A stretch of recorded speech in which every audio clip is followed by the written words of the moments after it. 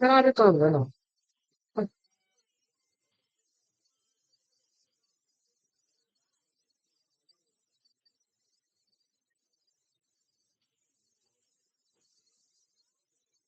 One से आगे जाओ ना, क्या एक तीन तीन छह बैठे हैं, आगे जाओ।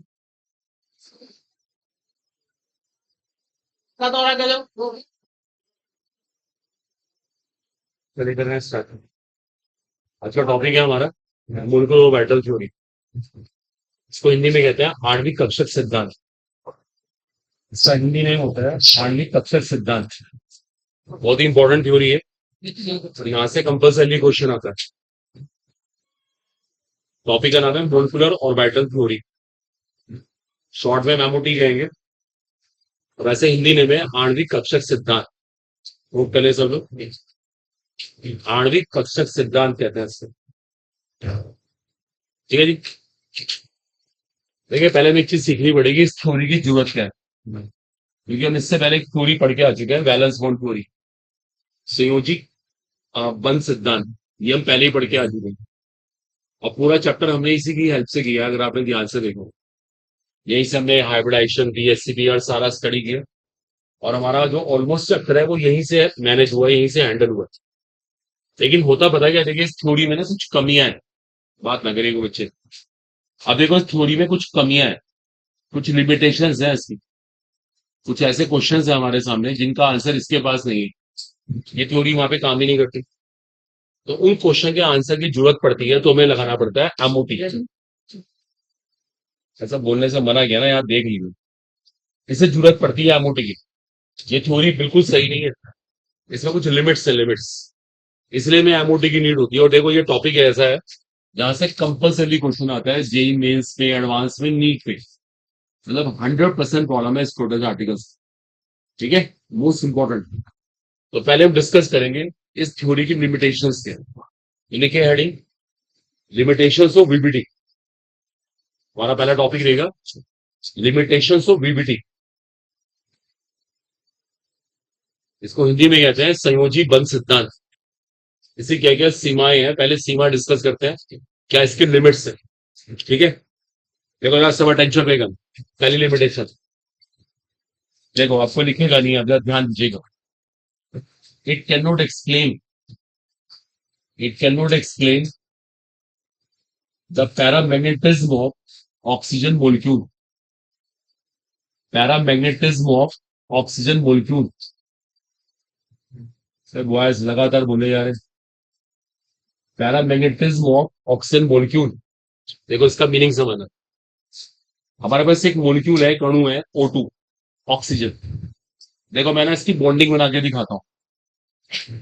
जैसे हमने स्ट्रक्चर बनाना सीखा था ना, देखो ये O2 मोलिक्यूल का स्ट्रक्चर है, O2 की संरचना। अगर मैं इसका कॉन्फ़िगरेशन लिखूं ना, तो इसका कॉन्फ़िगरेशन इस तरह से आता है। देखो ध्यान देना, ये इसका कॉन्फ़िगरेशन है, जिसको हम विन्यास कहते हैं। ये ऑक्सीजन का आउटर मोस्ट शेल है, वाह्यतम कोश। ये वाह्यतम कोश है, आउटर मोस्ट शेल। यही बॉन्डिंग में पार्टिसिपेट करता है। ठीक है, दूसरा ऑक्सीजन भी इसी तरह से है, वो भी 1s2 2s2 2p4 है। ये भी उसका आउटर मोस्ट शेल है, वही तरीका है। अब देखो ना, सब ध्यान देना।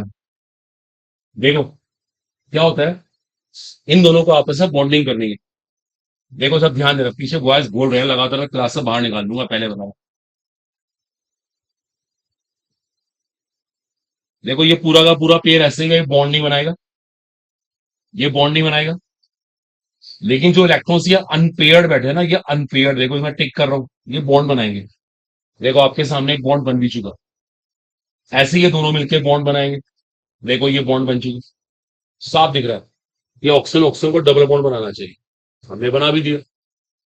इससे ये बात क्लियर हुई कि O2 के सारे इलेक्ट्रॉन्स पेयर्ड है, पेयर्ड, जिसको हिंदी में युग्मित कहते हैं। सबके सब इलेक्ट्रॉन्स पेयर्ड है, और जब इसके सबके सब इलेक्ट्रॉन्स पेयर्ड है, तो इसको होना चाहिए डायमैग्नेटिक। इसका हिंदी नाम होता है प्रतिचुंबकीय। देखो सुन लो, ये हमारी थ्योरी कह रही है, इसको होना चाहिए डायमैग्नेटिक, इसको होना चाहिए प्रतिचुंबकीय। जब इस थ्योरी को लगाया गया तो ये थ्योरी यही बता रही है इट मस्ट बी डायमैग्नेटिक। नहीं होता पता क्या है, ये पैरामैग्नेटिक होता है, जिसको हिंदी में कहते हैं अनुचुंबकीय।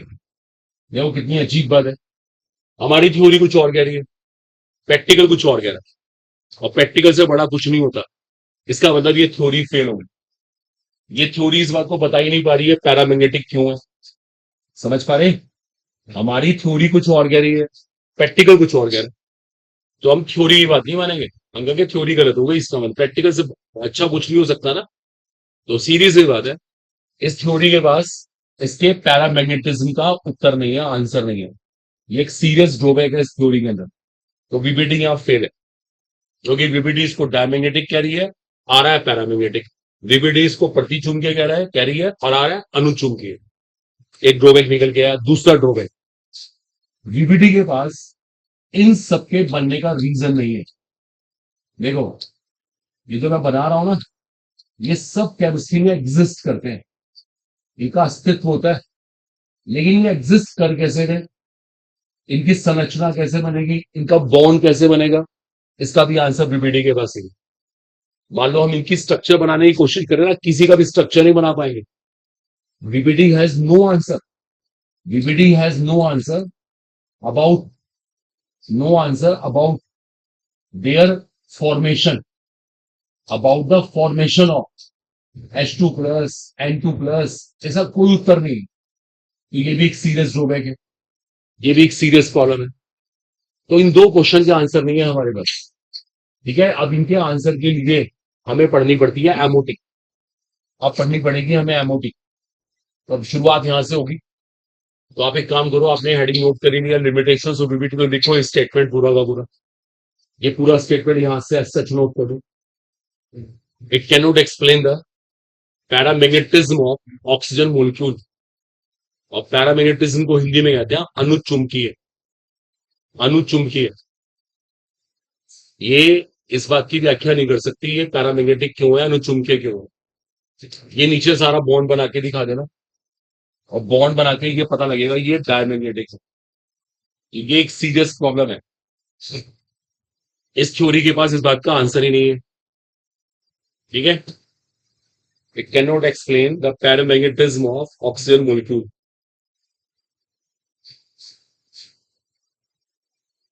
ये इसमें एक सीरियस प्रॉब्लम है। It can not explain the paramagnetism of oxygen molecule. ये ऑक्सीजन अणु के प्रत्येक चुंबकीय, सॉरी, अणु चुंबकीय गुण की व्याख्या नहीं कर सकती। अणु चुंबकीय कहते होंगे, अणु चुंबकीय। ठीक है, तो एक सीरियस प्रॉब्लम, बहुत बड़ी बात है अपने आप में।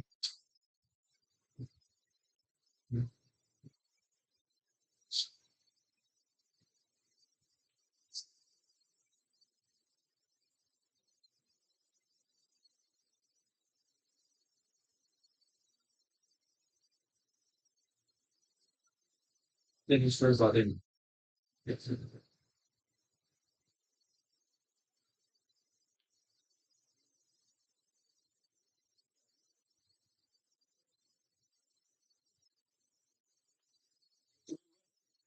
तो second serious drawback, second drawback mention करिए। It can not explain the formation of, it cannot explain the formation of, it cannot explain the formation of, it cannot explain the formation of H2 plus N2 plus। also आ रही है आवाज? cannot explain the formation of H2 plus N2 plus O2 plus He2 plus O2 minus etc। मतलब ये क्यों बनते हैं, इसका भी आंसर नो डाउट बीपीटी के पास नहीं। जैसा हम पिछली बार जब क्लास कर रहे थे तो बहुत प्रैक्टिस कर रहे थे स्ट्रक्चर बनाने की, तो हम में से कोई भी ना इनके स्ट्रक्चर नहीं बना सकता, बन ही नहीं पाएगा किसी का भी स्ट्रक्चर। तो बीपीटी के पास बात का भी आंसर नहीं है कि ये कैसे हो गया। तो ये दो सीरियस प्रॉब्लम है, और इनके सोल्यूशन के लिए हमें पढ़नी पड़ती है एमओटी। ठीक है जी, तो शुरुआत करने जा रहे हैं। साफ दिख रहा है? पीपीटी की लिमिटेशन से। तो heading is now MOT, molecular orbital theory, आणविक कक्षक सिद्धांत। हिंदी में लिखना चाहिए ब्रैकेट में, आणविक कक्षक सिद्धांत। बहुत इंपॉर्टेंट है। अब एक इस थ्योरी की शुरुआत करने जा रहे हैं। पहले हम डिस्कस करेंगे एक मोलिकुलर ऑर्बिटल क्या होता है। इसका हिंदी नेम है आणविक कक्षक। हम पहले डिस्कस करेंगे एक आणविक कक्षक किसे कहते हैं। वैसे कहते हैं इसको मोलिकुलर ऑर्बिटल। चलो शुरुआत करते हैं, आणविक कक्षक क्या होता है। सब लिखना बंद कर देना। देखो अब कुछ ना चीजें हमारी एटॉमिक स्ट्रक्चर में रह गई। आपको पता है एक लेक्चर हमारा हुआ ही नहीं, 2 लेक्चर मिस हुए। देखो अगर आपको चैप्टर थोड़ा सा एटॉमिक स्ट्रक्चर आता हो ना, पहले कभी आपने पढ़ा हो परमाणु संरचना, तो उसमें एक टर्म आती थी बड़ी इंपॉर्टेंट है, उसको वेव फंक्शन कहते थे। इसका हिंदी नाम था तरंग फलन। वेव फंक्शन कहते हैं हम इसको। ये साई होता है ना, साई ये सिंबल बना हुआ है, ये एक वेव फंक्शन है, वेव फंक्शन। और ये जो साई होता है ना, ये एक ऑर्बिटल को रिप्रेजेंट करता है। इज एन ऑर्बिटल, मतलब ये एक कक्षक है। साई यहाँ पे क्या है, कक्षक है, कक्षक।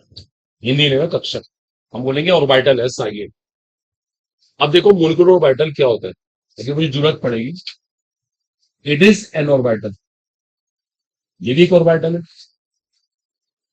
Which is formed by which is formed by which is formed by linear combination of atomic orbitals. देखो लिखना आवाज बहुत परेशानी हुई। Linear combination of atomic orbitals, हम शॉर्ट में इसको एलसीओ कहते हैं। देखो इसकी हिंदी में बनाते हैं, क्या हो सकता है। एक ऐसा ऑर्बिटल लीनियर, हिंदी में कहते हैं रेखीय, कॉम्बिनेशन मिलना ऑफ एटॉमिक ऑर्बिटल्स, जो एटॉमिक ऑर्बिटल्स के लीनियरली कंबाइन करने से बनता है। अब यहां देखो सब लोग, लीनियरली कंबाइन, लीनियरली का मतलब होता है एक रेखीय कंबाइन कर। अब मैं करके दिखाऊंगा तभी रियलाइज होगा। हम तो शॉर्ट में एलसीओ बोलेंगे।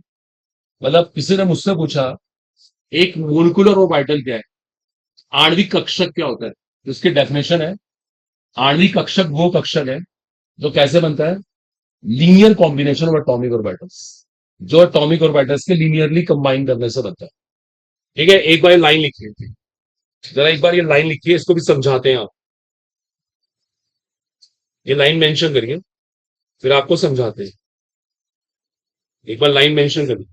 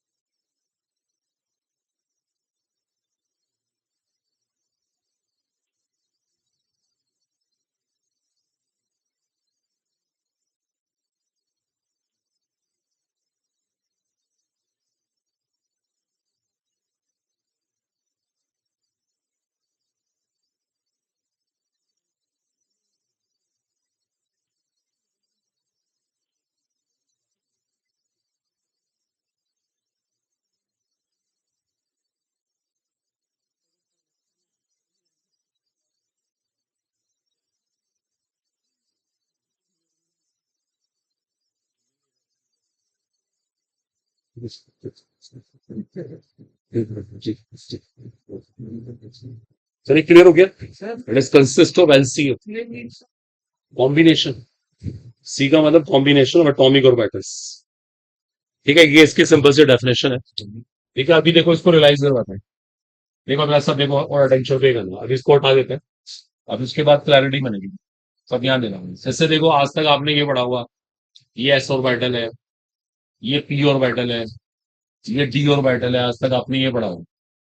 ये भी तो ऑर्बिटल होते हैं, हिंदी में कक्षक कहते हैं। देखो जो ये वाले ऑर्बिटल है ना, 1 मिनट प्लीज, 1 मिनट, 1 सेकेंड। पता है इन्हें क्या कहते हैं, इन्हें कहते हैं एटॉमिक ऑर्बिटल्स। ये एटम के ऑर्बिटल है, एटम के कक्षक, परमाणु के कक्षक। अभी लिखना नहीं है। अभी 2-3 दिन पहले क्लास में भी हमारा एक लेक्चर में एक ऐसा है ऑर्बिटल भी आया था, sp3, sp2, याद होगा आपको sp। ये भी ऑर्बिटल थे। ये कौन से ऑर्बिटल थे? हाइब्रिड।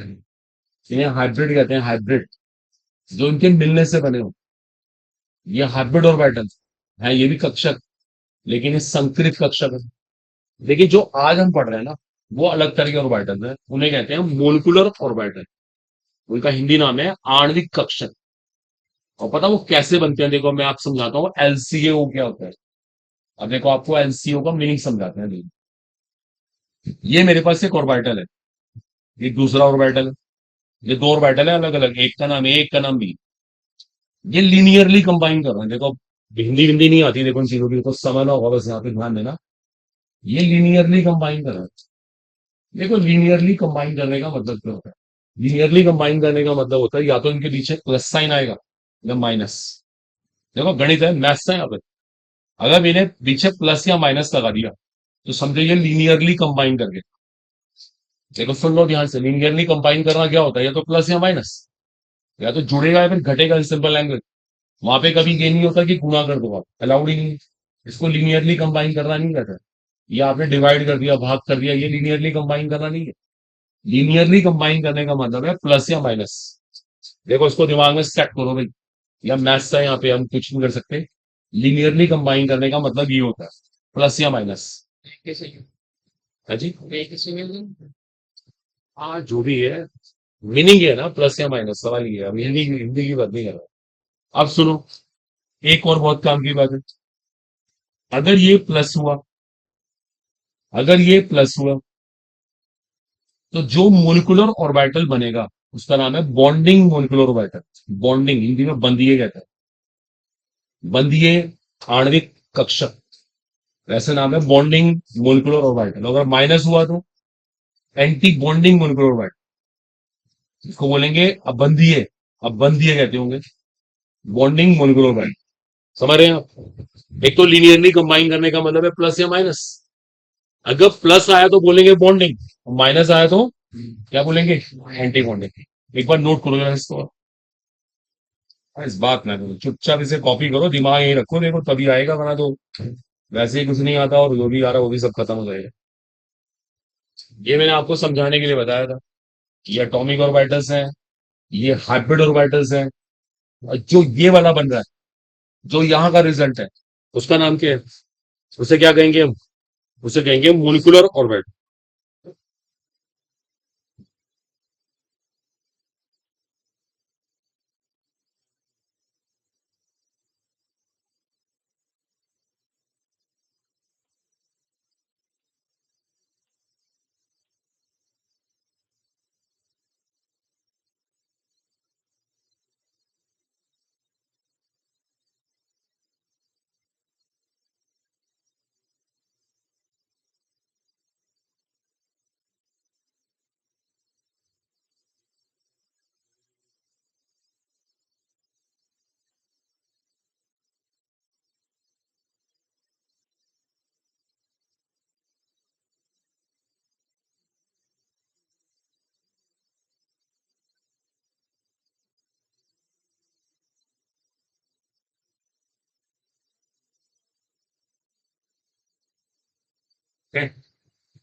इसे कहते हैं लीनियरली कंबाइन करना।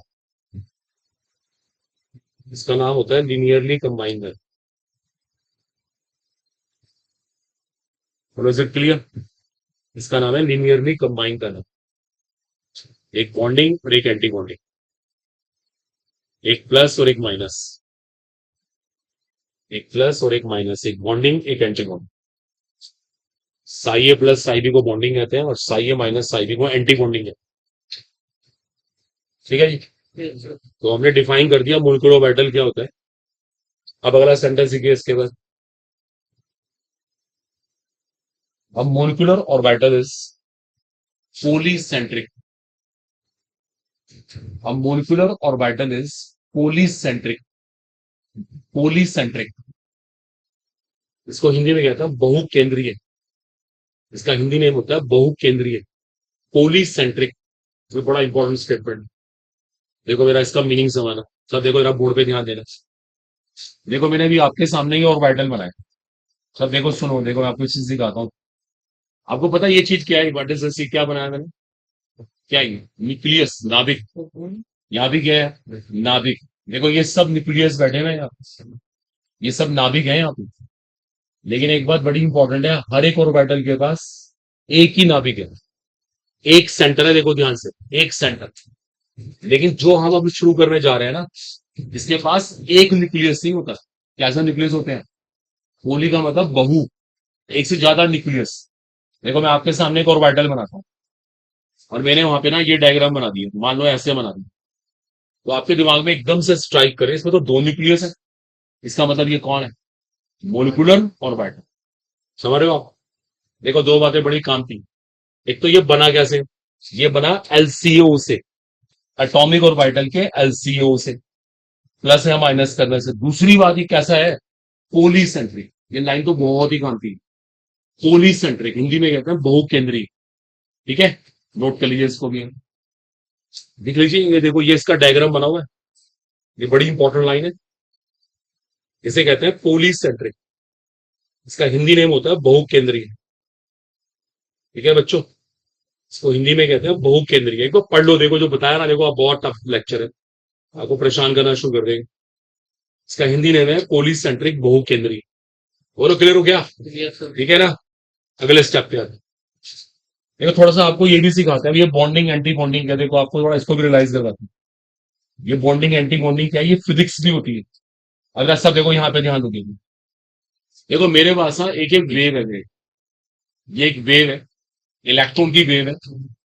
एक दूसरी वेव ये बनेगी। देखो सुनो ध्यान से। इसका हम लोग एम्पलीट्यूड, आयाम मान लेते हैं साई ए। इसको मान लेते हैं साई बी।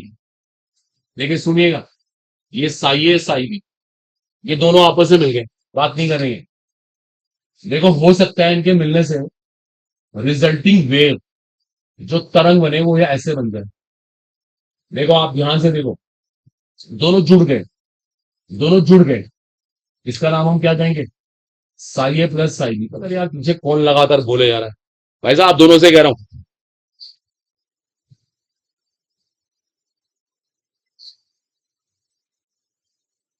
हो सकता है कि इनके मिलने से एक वेव ऐसे बन जाए। यार क्या, कौन सी मिसअंडरस्टैंडिंग, क्या लाइफ में कर क्या रहे हैं आप? ऐसे आप कंपटीशन क्रैक कर लेंगे। घर पे तो पढ़ाई होती नहीं, जो यहाँ हो रही है उसको भी ना होने दो। देखो आप ध्यान से देखो, ये माइनस हो गया, ये एंटी बॉन्डिंग होता है। आप ध्यान से देखेंगे यहाँ पे वेव और छोटी होगी। आप एंटी बॉन्डिंग है, दोनों बातें कर रहे हैं, देख लो आप। औरों का भी नुकसान कर रहे हैं, माइनस कर रहे हैं हमें। सुन लीजिए, आप ही का एग्जाम्पल है। ये बॉन्डिंग होता है। यहाँ पे चीजें मिलकर और बड़ी हो जाती है। इसको फिजिक्स में कहते हैं कंस्ट्रक्टिव इंटरफेरेंस। देखो आप फंसते चले जाएंगे, ऐसे ऐसे वर्ड्स आएंगे, अब मुझे तो इनकी हिंदी भी नहीं पता, इनको समझाएं। तो आप ये सब चीजें अपने आप मैनेज करनी पड़ेगी। कंस्ट्रक्टिव इंटरफेरेंस इसको बोलते हैं, डिस्ट्रक्टिव इंटरफेरेंस फिजिक्स भी है। क्योंकि फिजिक्स कहती है अगर दो वेव आपस में मिलेंगी तो रिजल्टिंग वेव बड़ी हो सकती है और छोटी हो सकती है। एक कंस्ट्रक्टिव इंटरफेरेंस, एक डिस्ट्रक्टिव इंटरफेरेंस। तो दैट इज वेरी इंपॉर्टेंट है। अब सुनो, अभी भी किसी को लिखना नहीं। जो ऑर्बिटल इससे बनेगा, ये मोलिकुलर ऑर्बिटल की बात हो रही है, कौन सा बनेगा? बॉन्डिंग। और जो इससे बनेगा वो कौन होगा? Anti bonding. आ रहा है समझ? एक बॉन्डिंग, एक एंटी बॉन्डिंग। लिखना चाहे लिख सकते हैं आप फटाफट, एज यू लाइक। ये सब चीजें राइज की जाएंगी आपसे।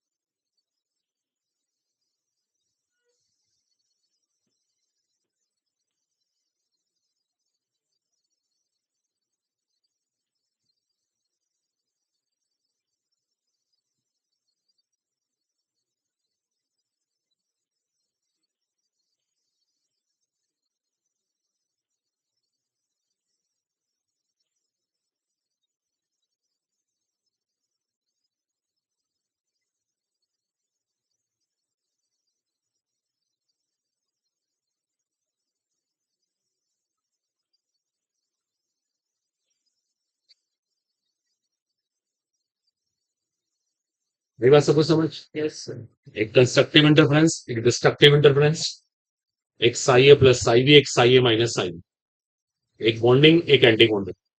कोई इसमें कंफ्यूजन नहीं होना चाहिए। और इससे बनता है बॉन्डिंग और इससे बनता है anti bonding.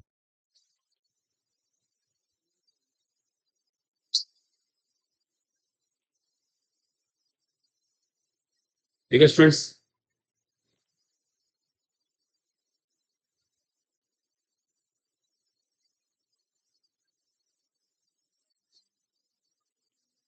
Interference, constructive interference, मैंने पहले भी कोई वर्ड सिखाया भाई। ये नीचे वाला डिस्ट्रक्टिव इंटरफेरेंस।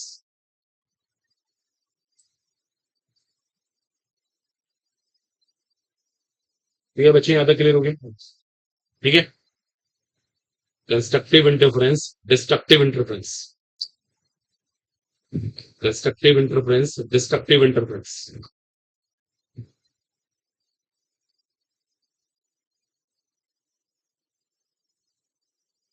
बोलो स्टूडेंट्स, क्लियर? ठीक है, अब करें इसको, फाइनल है। हाँ।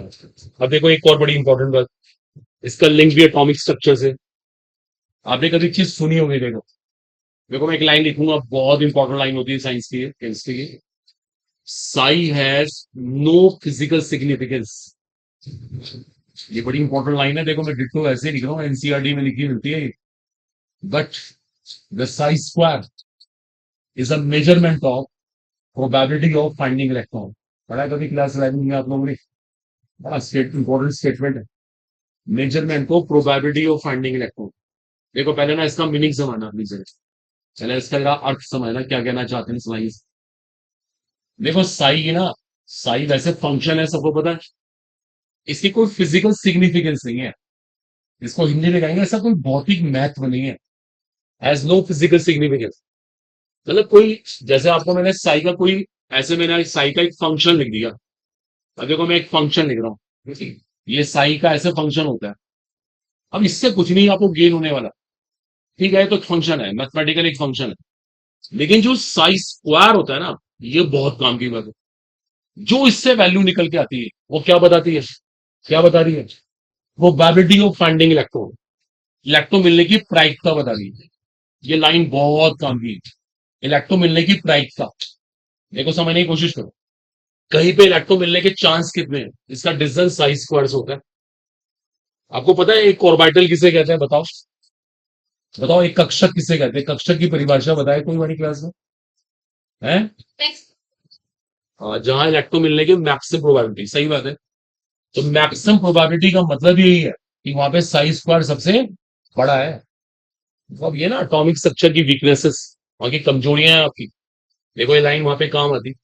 ये थोड़ा सा हमारी क्लास का ड्रॉबैक है, हमें टाइम का बहुत शॉर्ट है, टाइम भी बहुत बहुत बड़ी कमी है। इस लाइन को लिखो भैया, क्या कर सकते हैं, लिख लीजिए। टाइम बहुत कम, हमारा केमिकल बॉन्डिंग पूरा हो चुका रिकॉर्ड के अकॉर्डिंग, 5 दिन से कम मिलेगी। अभी तो केमिकल बॉन्डिंग में थ्योरी रहती है।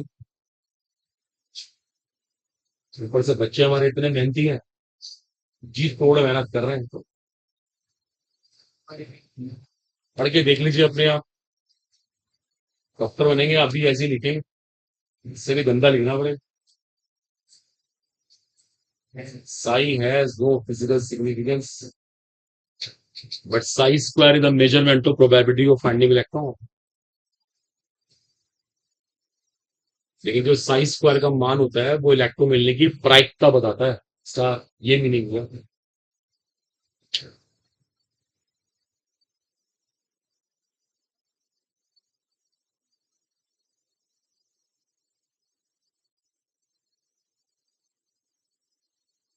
सबने नोट कर लिया उम्मीद है, सबने कॉपी कर लिया।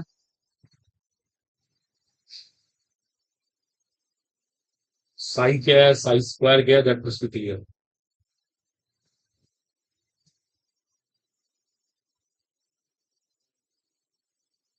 अगले स्टेप पे आते हैं इसके।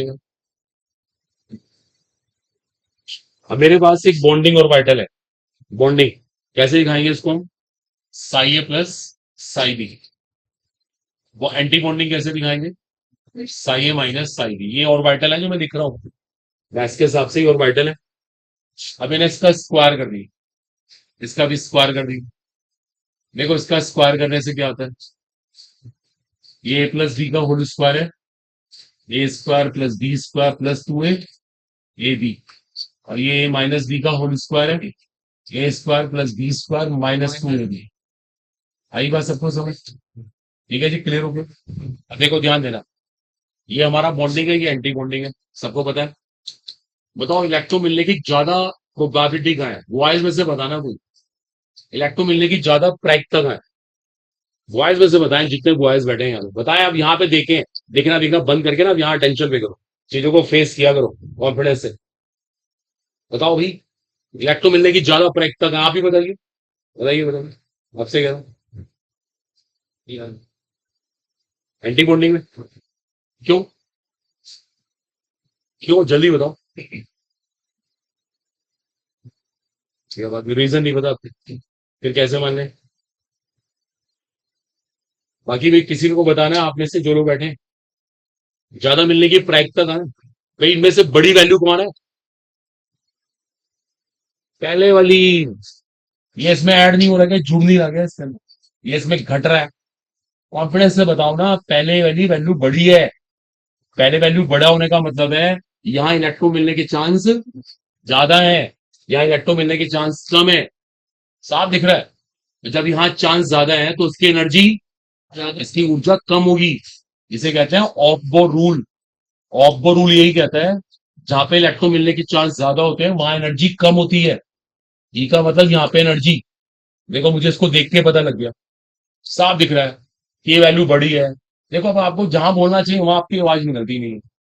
कॉन्फिडेंस से बताओ ये वैल्यू बड़ी है, जब इसमें प्लस हो रहा है, जब ये वैल्यू बड़ी है तो यहाँ इलेक्ट्रॉन मिलने के चांस ज्यादा हुए, सीधी सी बात है यहाँ एनर्जी कम हो गई। देखो ये इसका रिजल्ट आ गया, नोट कर लीजिए इसको फटाफट।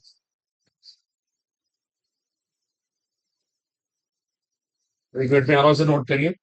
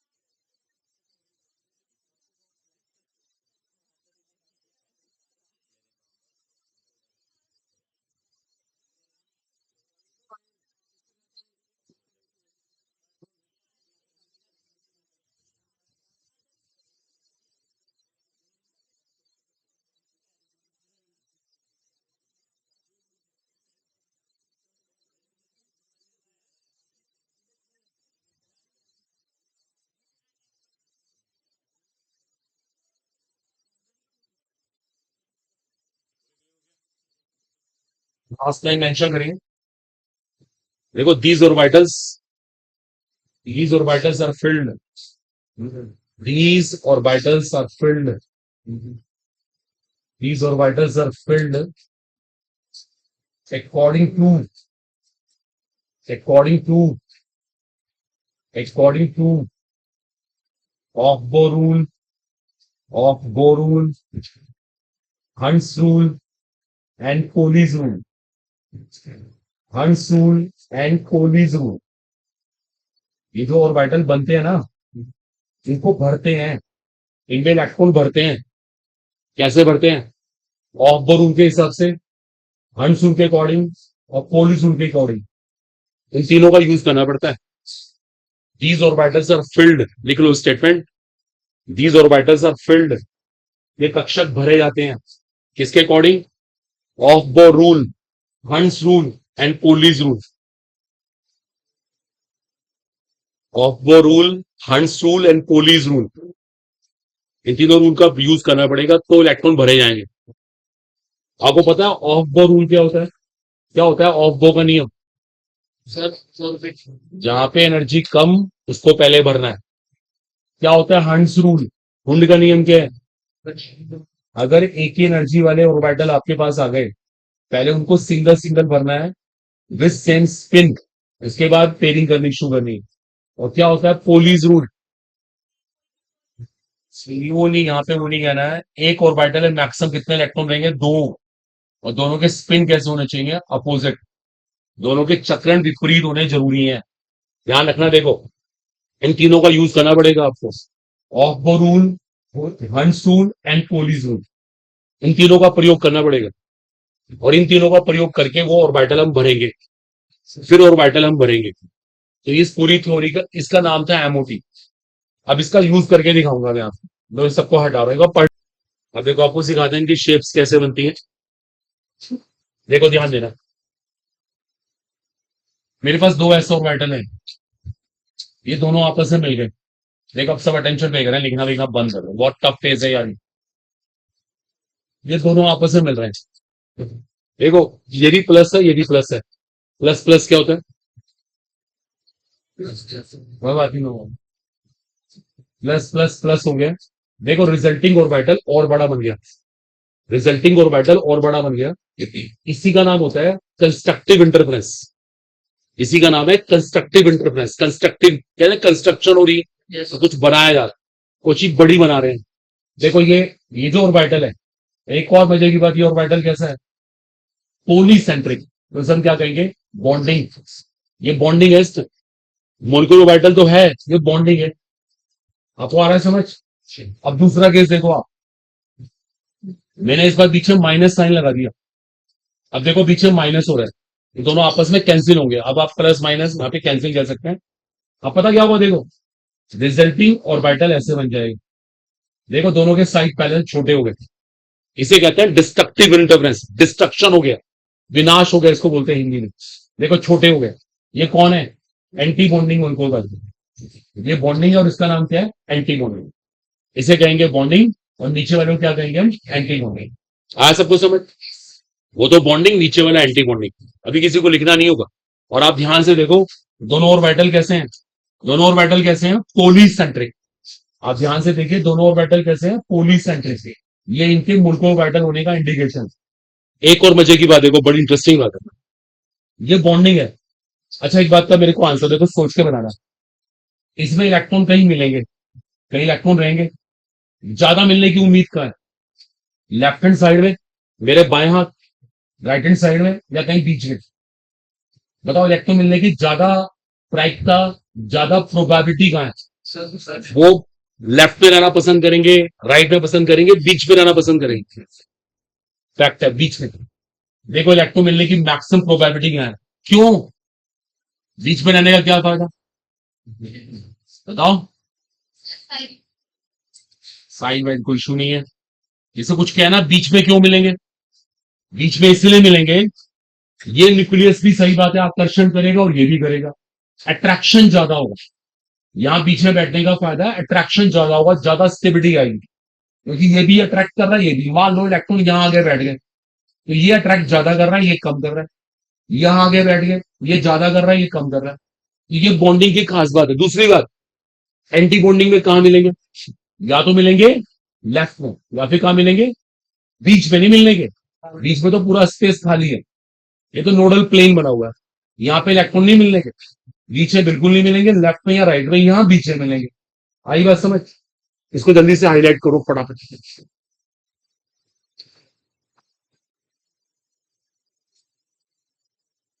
Maximum probability of finding electron, electron मिलने की अधिकतम प्रायिकता दोनों न्यूक्लियस के बीच में, दोनों नाभिक के बीच में। ओके, और यहां दोनों न्यूक्लियस के बीच में सबसे कम प्रोबेबिलिटी, या है ही नहीं समझो, प्रोबेबिलिटी नल।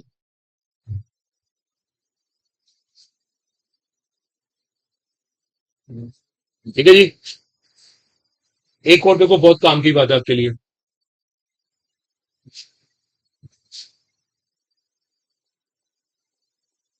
ये भी एस ऑर्बिटल है, ये भी एस। सबको पता है? पता है एस एस की ओवरलैपिंग से हमेशा बॉन्ड कैसा बनता है? सिग्मा। तो ये सिग्मा है, सिग्मा, इसको सिग्मा कहेंगे। और एंटी बॉन्डिंग को पता है कैसे दिखाते हैं? सिग्मा के ऊपर स्टार लगा देते हैं। सिग्मा यहाँ पे बॉन्डिंग को शो कर रहा है, सिग्मा एंटी बॉन्डिंग है, स्टार या एंटी बॉन्डिंग को शो कर रहा है। नोट कर लें इसको फटाफट। एक बॉन्डिंग, एक एंटी बॉन्डिंग, एक बॉन्डिंग और एक एंटी बॉन्डिंग। डीएमओ और एक एडीएमओ।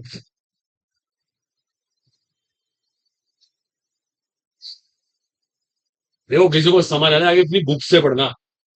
जितने भी हिंदी मीडियम वाले स्टूडेंट्स, अगर किसी को क्लिक नहीं कर रहा, देखो अपनी हिंदी वाली किताबें पढ़े। अब हमें ना इस तरह की ज्यादा इनकी हिंदी नहीं पता होती कि बार बार हिंदी बोली जाए।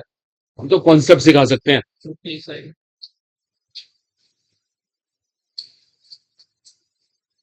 आगे बात समझ? आगे चलते हैं इसके बाद। डन हो गया? Okay, next. देखो, अब आपके पास एक पी ऑर्बिटल है, एक और पी ऑर्बिटल है। देखिए सुनिएगा, दोनों दो आपके पास पी ऑर्बिटल है। देखो एक बात और सुन लीजिए, प्लस माइनस क्या है? ये प्लस एंड माइनस जो है ना, साइन है किसके? वेव फंक्शन, तरंग फलन के चिन्ह है ये।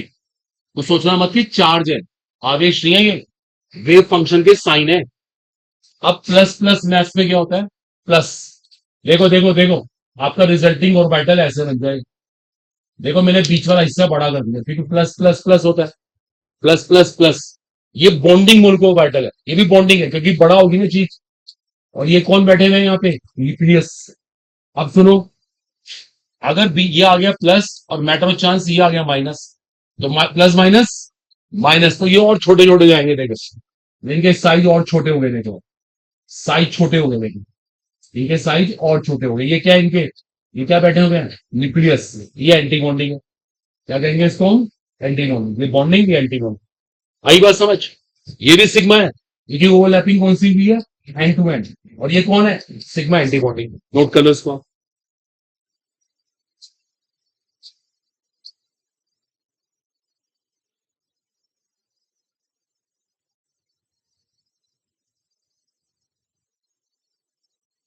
क्लियर?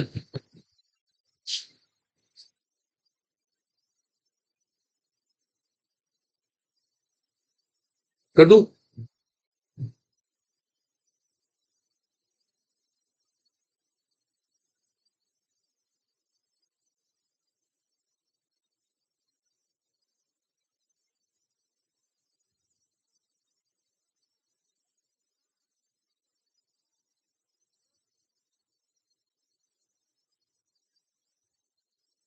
क्वेश्चन यहां से कंपल्सरी आता है। नेक्स्ट स्टेप पे आए, और जल्दी यार। ओके, नेक्स्ट नाउ देखिए, हो सकता है आपके पास दो पी और बैटल ऐसे करने, साइड में ओवरलैपिंग। देखो ये भी पॉसिबल है। बताओ, plus plus plus, minus minus भी प्लस, माइनस माइनस भी प्लस होता है, साइन रिमेन माइनस। देखो ऊपर का पार्ट ऐसे बन गया और नीचे का पार्ट ऐसे बन गया, देखो बड़े बड़े हो गए। इनका बड़ा होने का मतलब है ये बॉन्डिंग है, ये भी बॉन्डिंग है। लेकिन बना कैसे? साइड में ओवरलैपिंग से, तो इसे बोलेंगे पाई। ये पाई बॉन्डिंग मॉलिक्यूलर ऑर्बिटल है। और ये दोनों क्या है? ये दोनों क्या है? न्यूक्लियस। एक और बचे की बात, देखो सुनो ध्यान से, नोट मत करना अभी। बताओ इलेक्ट्रॉन कहाँ मिलेंगे? या तो ऊपर या फिर नीचे। देखो बीच में नहीं मिलेंगे। इसे हम क्या कहते हैं? Nodal plane. इसका हिंदी नाम होता है नोडल तल। इस प्लेन में कभी इलेक्ट्रॉन नहीं मिलेंगे। आ रहा है सबको समझ? या तो ऊपर या फिर नीचे। है ये भी मोलकुलर ऑर्बिटल। और दूसरी पॉसिबिलिटी है, ये प्लस, ये माइनस, ये माइनस, ये plus. Plus minus minus, plus minus minus, cancel हो गए। देखो आप, साइज छोटे कर दिए हमने इनके। देखो साइज छोटे कर दिए, ये साइज छोटे कर दिए। इसका मतलब ये कौन है? Anti bonding. क्या कहेंगे इसको हम? Anti bonding. और ये भी क्या है? Pi star. ये भी पाई स्टार है। एक और मजे की बात, एक और मजे की बात देखो, ये क्या है? Nodal plane. ये दोनों भी क्या है? Nodal plane. नोडल प्लेन है। That should be clear. बोलो क्लियर हो गया? नोट करो इसको फटाफट जल्दी। ये शेप्स होती है मोलिकुलर ऑर्बिटल्स की। बहुत क्वेश्चन आते हैं इनके ऊपर। आप भी क्वेश्चन करिए। बुक वगैरह ली नहीं ली अभी आप लोगों ने? ऐसे ही सिलेबस पूरा हो जाएगा और पता भी नहीं लगेगा आपको। बस आप सोचते रहे ना बुक खरीदे ना खरीदे।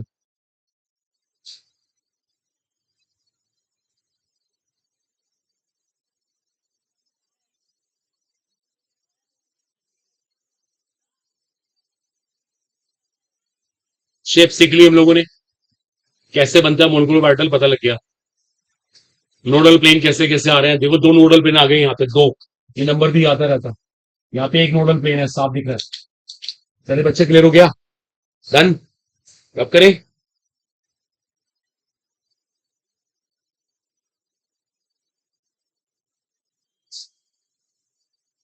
नेक्स्ट हेडिंग है इसके बाद। Okay students, conditions for LCAO. क्या होता है LCAO? Linear combination of atomic orbitals. भाई सबको पता है एटॉमिक ऑर्बिटल मिलेंगे, लीनियरली मिलेंगे तो ही बनेंगे मोलिकुलर ऑर्बिटल। तो उसकी कुछ कंडीशंस हैं। अब कुछ परिस्थितियां हैं कब मिल सकते हैं, कुछ शर्तें हैं। पहली बात, such orbitals, such orbitals must have, such orbitals must have same और nearly same energy. Must have same और नियरली सेम एनर्जी। क्या मतलब हुआ? उनकी ऊर्जा या तो क्या होनी चाहिए? सेम। सेम या फिर क्या होनी चाहिए? नियरली सेम, लगभग बराबर। देखो लिखना नहीं है अभी। जब तक जब तक कक्षक एक एनर्जी वाले नहीं होंगे, या लगभग एक एनर्जी वाले नहीं होंगे, तो मोलिकुलर ऑर्बिटल बन ही नहीं सकता। लीनियर कॉम्बिनेशन हो ही नहीं सकता। भाई जैसे को पूछे क्लास में आपका सबसे अच्छा दोस्त कौन है? जिसके आइडियाज आपके आइडिया से मैच करते हैं, जिसके विचार आपके दूसरे विचार से मैच करते हैं। इसके आइडियाज मैच नहीं करते, वो अच्छे दोस्त कभी नहीं मिल सकते। तो वही रूल यहां पर है, मस्ट हैव सेम और नियरली सेम एनर्जी। सेम और नियरली सेम एनर्जी लिखना नहीं किसी को। They must have, such orbitals must have same symmetry. उनकी ना सिमेट्री भी सेम होनी चाहिए। देखो सिमेट्री सेम होने का मतलब समझना। अगर पी एक्स को मिलना है, यार एक मिनट,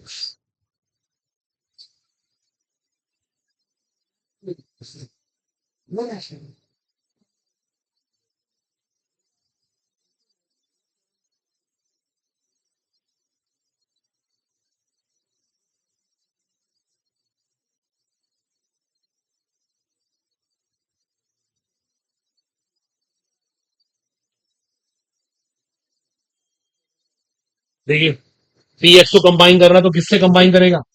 पी एक्स से। पी वाई किससे करेगा? पी वाई से। पी जेड किससे करेगा? पी जेड से। देखिए सुनिएगा एक मिनट ध्यान से।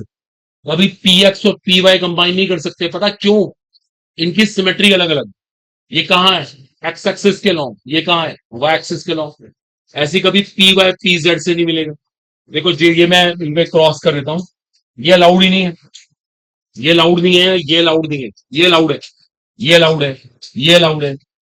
एनर्जी की बात करें, वन एस से मिल सकता है, टू एस से मिल सकता है, टू एस टू पी भी मिल सकते हैं। लेकिन ऐसा कभी नहीं होता कि टू एस थ्री एस से मिल रहा हो। क्यों? दोनों में क्या है? एनर्जी गैप है। एनर्जी गैप है। देखो ये अलाउड नहीं है। ये मिल सकते हैं, ये लीनियरली कंबाइन कर सकते हैं, ये लीनियरली कंबाइन कर सकते हैं, ये कर सकते हैं, ये कर सकते हैं। ये दोनों बिल्कुल नहीं कर सकते। बोलो फाइनल हुआ? और तीसरा पॉइंट है, extent of combination must be high. जब वो कंबाइन करेंगे ना तो अच्छे खासे कंबाइन करने चाहिए, ये नहीं थोड़ा बहुत कंबाइन कर लिया। Extent of combination must be high. जैसे आपके साथ में थोड़ा बहुत मेहनत करने से कुछ नहीं होगा, बहुत मेहनत करनी है तब जाके सिलेक्शन होता है। थोड़ा बहुत पढ़ने से कुछ भी नहीं होगा, वो समझो ना आगे बराबर ही है। तो दैट्स इंपॉर्टेंट है। तो तीनों कंडीशन को लिखो, इनको ना अप्लाई करना। ठीक है, यहाँ पे एक क्वेश्चन करवाना है बहुत बढ़िया, उसके बस इतना ही करवाएंगे, जल्दी से कर लिए फटाफट।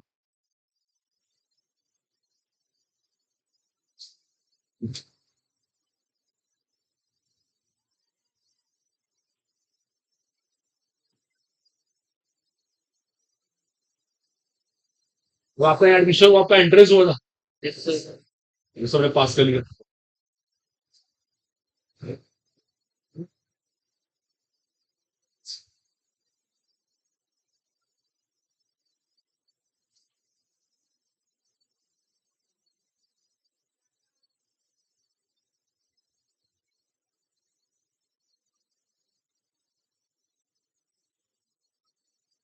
ठीक है, ये यहां से कॉपी करना है। सच ऑर्बिटल्स बिल्कुल same to same, such orbitals must have same symmetry, such orbitals must have same symmetry, such orbitals must have same or nearly same energy, extent of combination must be high, extent of combination must be high।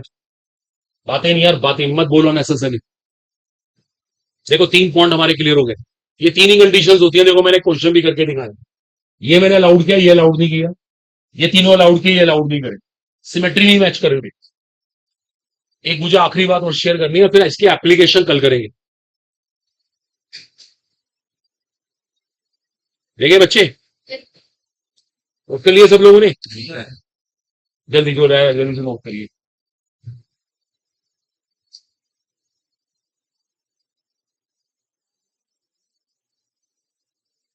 Okay, done. देखो last point, देखो matter of chance. देखो मैं एक question पूछूंगा आपसे। एक orbital ये है और एक ऑर्बिटल ये है, ये दोनों आपस में कंबाइन करते हैं। देखो कंबाइन कर रहे हैं, प्लस प्लस प्लस, कौन सा ऑर्बिटल बनेगा, कौन सा बनेगा, बॉन्डिंग। ये बॉन्डिंग का इंडिकेशन। मैटर ऑफ चांस, एक ऑर्बिटल ये है और एक ऑर्बिटल ये है, क्या होगा यहाँ पे, एंटी बॉन्डिंग बन जाएगा, कोई दिक्कत नहीं है। सुनना, पहले नोट मत करना। चांस की बात, एक ऑर्बिटल ये है और एक ऑर्बिटल सुपोज टू बी, एक मिनट प्लीज, एक्सचेंज करना होगा। देखो इस बार एक ऑर्बिटल ऐसे है और एक ऑर्बिटल ऐसे है, अब ये आपस में कंबाइन करते हैं। देखो मैं इनको पास पास लेके आ रहा हूं, इनको पास पास लेके आया, plus plus plus plus plus और प्लस माइनस। पता क्या हुआ, देखो यहाँ प्लस प्लस हुआ, यहाँ प्लस माइनस हुआ, यहाँ बॉन्डिंग और यहाँ पे तो नेट पता क्या बोलेंगे, नेट पता हम क्या बोलेंगे, जीरो ओवरलैप। क्या कहेंगे, जीरो ओवरलैप। तो बॉन्ड ही नहीं बना। उसका रीजन है ना, देखो यहाँ बॉन्डिंग या एंटी बॉन्डिंग। जैसे आपके साथ है, मान लो कहीं कहीं पे मार्किंग, निगेटिव मार्किंग पैटर्न है, मान लो अगर नीट के अंदर ये पैटर्न आ जाए कि +4 सही करने पे और -4 रॉन्ग करने पे, ऐसा रूल आ जाए नेगेटिव मार्किंग का, तो बहुत सारे बच्चों के 0 मार्क्स आ जाएंगे। इसका रीजन होगा भाई, जितने प्लस हुए उतने माइनस हो गए चांस की बात। अब जितना यहाँ प्लस उतना यहाँ माइनस को बोलेंगे जीरो ओवरलैप। ये सिचुएशन बहुत इंपॉर्टेंट है कॉम्पिटिशन फेवरेट्स। जाके बुक्स में से क्वेश्चन ढूंढो तो पता लगता है हमें क्या आता है। बस आज के लिए इतना ही, बाकी कल एप्लीकेशन कल देखेंगे।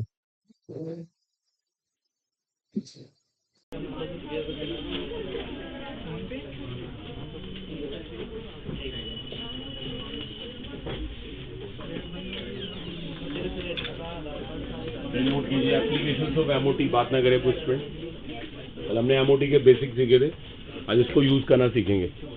आर्टिकल है एप्लीकेशंस ऑफ एमओटी, बात ना करें मेरे। एप्लीकेशंस ऑफ एमओटी, जो हमारी मोलिकुलर ऑर्बिटल्स हो रही है उसको अप्लाई कैसे करते हैं, उसकी एप्लीकेशन समझनी है हमें। एप्लीकेशंस ऑफ एमओटी, देखो इसको अप्लाई किस तरह से करेंगे। देखो इसके लिए, इसको हम तीन काम के लिए यूज करेंगे। देखो सीखने में तीन काम कौन कौन से रहेंगे। एक तो कभी भी आपको निकालना हो मोलिकुलर कॉन्फ़िगरेशन, जिसको हिंदी में कहते हैं आणविक विन्यास। मोलिकुलर कॉन्फ़िगरेशन, अगर कभी आपको ये निकालना हो तो आपको इस थ्योरी की जरूरत पड़ेगी। मोलिकुलर कॉन्फ़िगरेशन हिंदी में कहते हैं आणविक विन्यास। तो ये मैं करके दिखा दूंगा, आपको आ जाएगा समझ। चलो एक छोटा एग्जांपल देखो आप, जैसा आज तक आपने ये पढ़ा 11th-12th में, ऑक्सीजन का एटॉमिक नंबर 8 है, इसका कॉन्फ़िगरेशन लिखना है। तो सब जानते हैं 1s2 2s2 2p4। देखो ये कॉन्फ़िगरेशन है एटम का है, परमाणु का। ये तो आपने पढ़ रखा है 11th क्लास में, जो भी पढ़ा है ये एटम का है। मैं मॉलिक्यूल की बात कर रहा हूँ। अगर हमारा क्वेश्चन कॉम्पिटिशन में ही आ गया कि इसका कॉन्फ़िगरेशन बताओ, इसका विन्यास बताओ, या फिर लाइक इसका विन्यास बताओ, ऐसे कुछ भी आ सकता है। अगर आपको इनके कॉन्फ़िगरेशन चाहिए, ये सब मॉलिक्यूल है, अणु है, ये अणु, तो आपको एमओटी अप्लाई करनी पड़ेगी अगर आपको आणविक विन्यास चाहिए तो पहला सबसे इंपॉर्टेंट यूज है मोलिकुलर कॉन्फ़िगरेशन, आणविक विन्यास तय करना। बोलिए मत। दूसरा पॉइंट, दूसरा काम इसका है, गलत बात मत करो, मैग्नेटिक बिहेवियर, इसको हिंदी में कहते हैं चुंबकीय व्यवहार। देखो दो तरह का मैग्नेटिक बिहेवियर होता है, एक होता है डायमैग्नेटिक। डायमैग्नेटिक मैंने कल भी कहा था, इसको प्रतिचुंबकीय कहते हैं, और एक होता है अनुचुंबकीय पैरामैग्नेटिक। देखो ध्यान देना, दो तरह का मैग्नेटिक बिहेवियर होता है, एक डायमैग्नेटिक एक पैरामैग्नेटिक। अगर आपको ये पता लगाना है कि ये मॉलिक्यूल डायमैग्नेटिक है पैरामैग्नेटिक है, या फिर ये डायमैग्नेटिक पैरामैग्नेटिक, अगर आपको इनके आंसर चाहिए तो आपको एमओटी अप्लाई करनी होगी। ये एमओटी का दूसरा यूज है, अभी लिखना नहीं किसी को, ये एमओटी का दूसरा यूज अभी करके दिखाएंगे, समझा रहे हैं कि क्या क्या कर सकते हैं। और तीसरी एक सबसे काम की चीज है, बहुत ही इंपॉर्टेंट है, आप डिटरमाइन कर सकते हो बॉन्ड ऑर्डर। डिटरमाइन कर सकते हो आप बॉन्ड ऑर्डर। बॉन्ड ऑर्डर को हिंदी में कहते हैं बंध अक्रम, ऐसे कुछ कहते होंगे। डिटर्मिनेशन ऑफ बॉन्ड ऑर्डर एक टर्म होती है केमिस्ट्री में, उसको बॉन्ड ऑर्डर कहा जाता है। ये बड़ी इंपॉर्टेंट टर्म होती है। देखो बॉन्ड ऑर्डर बेसिकली क्या होता है, क्या होता है bond order? Bond order basically number of bonds को कहते हैं। नंबर ऑफ बॉन्ड, बंधों की संख्या, जितने बॉन्ड होते हैं ना, वो उस मॉलिक्यूल का क्या होता है, बॉन्ड ऑर्डर। एक बात और है, इसको निकालने का एक तरीका भी होता है, इसका निकालने का एक मैथ्स है, half into N B minus N A. Half into N B minus N A. N B क्या है, नंबर ऑफ बॉन्डिंग इलेक्ट्रॉन, बंधीय इलेक्ट्रॉनों की संख्या। नंबर ऑफ बॉन्डिंग इलेक्ट्रॉन, कल हम बॉन्डिंग एंटी बॉन्डिंग की बात बोल रहे थे ना, और ये एन ए क्या होता है, number of anti bonding electron. ठीक है, इलेक्ट्रॉन दो तरह के होते हैं, एक बॉन्डिंग एक एंटी बॉन्डिंग। तो अगर हम ये फॉर्मूला लगा दें half into N B minus N A, तो इससे भी बॉन्ड ऑर्डर निकल सकता है।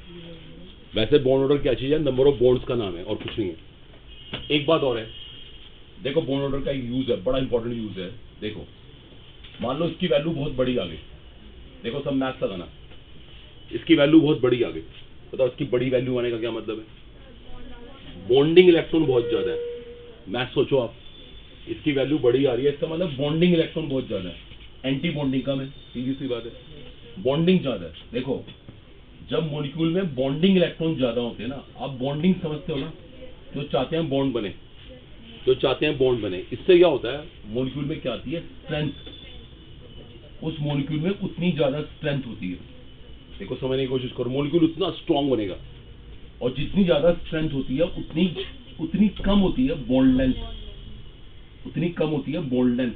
देखो देखो देखो सब ध्यान दो दोबारा से एक बार।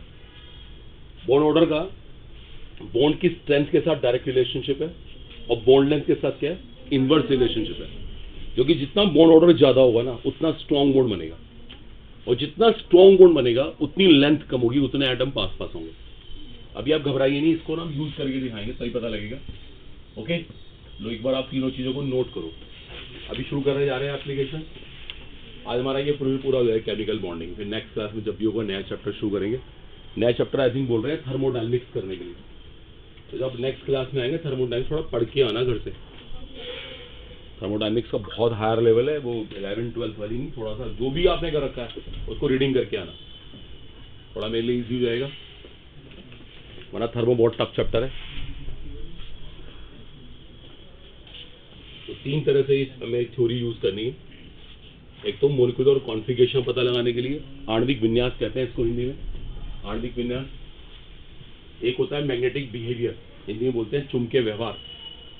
और तीसरा होता है बॉन्ड ऑर्डर की गणना करना।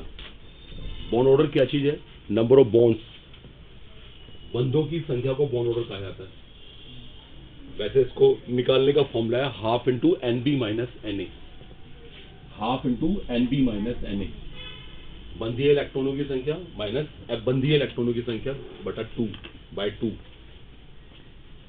और सबसे इंपॉर्टेंट चीज है बॉन्ड ऑर्डर निकालने का फायदा क्या है, जितना बॉन्ड ऑर्डर ज्यादा होगा उतनी बॉन्ड स्ट्रेंथ ज्यादा होगी, बंध में सामर्थ्य ज्यादा होगी और उतनी बॉन्ड लेंथ कम हो जाएगी। अभी यूज करके दिखाते हैं, जितने भी क्वेश्चन आएंगे इसके एप्लीकेशन से आएंगे ज्यादा। ठीक है स्टूडेंट, क्लियर हो गया? नोट कर लिया सब लोगों ने?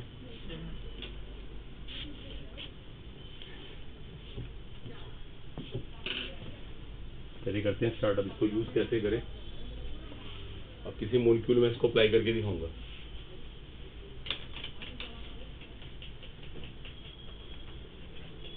ठीक है बच्चे, अब करते हैं इसको।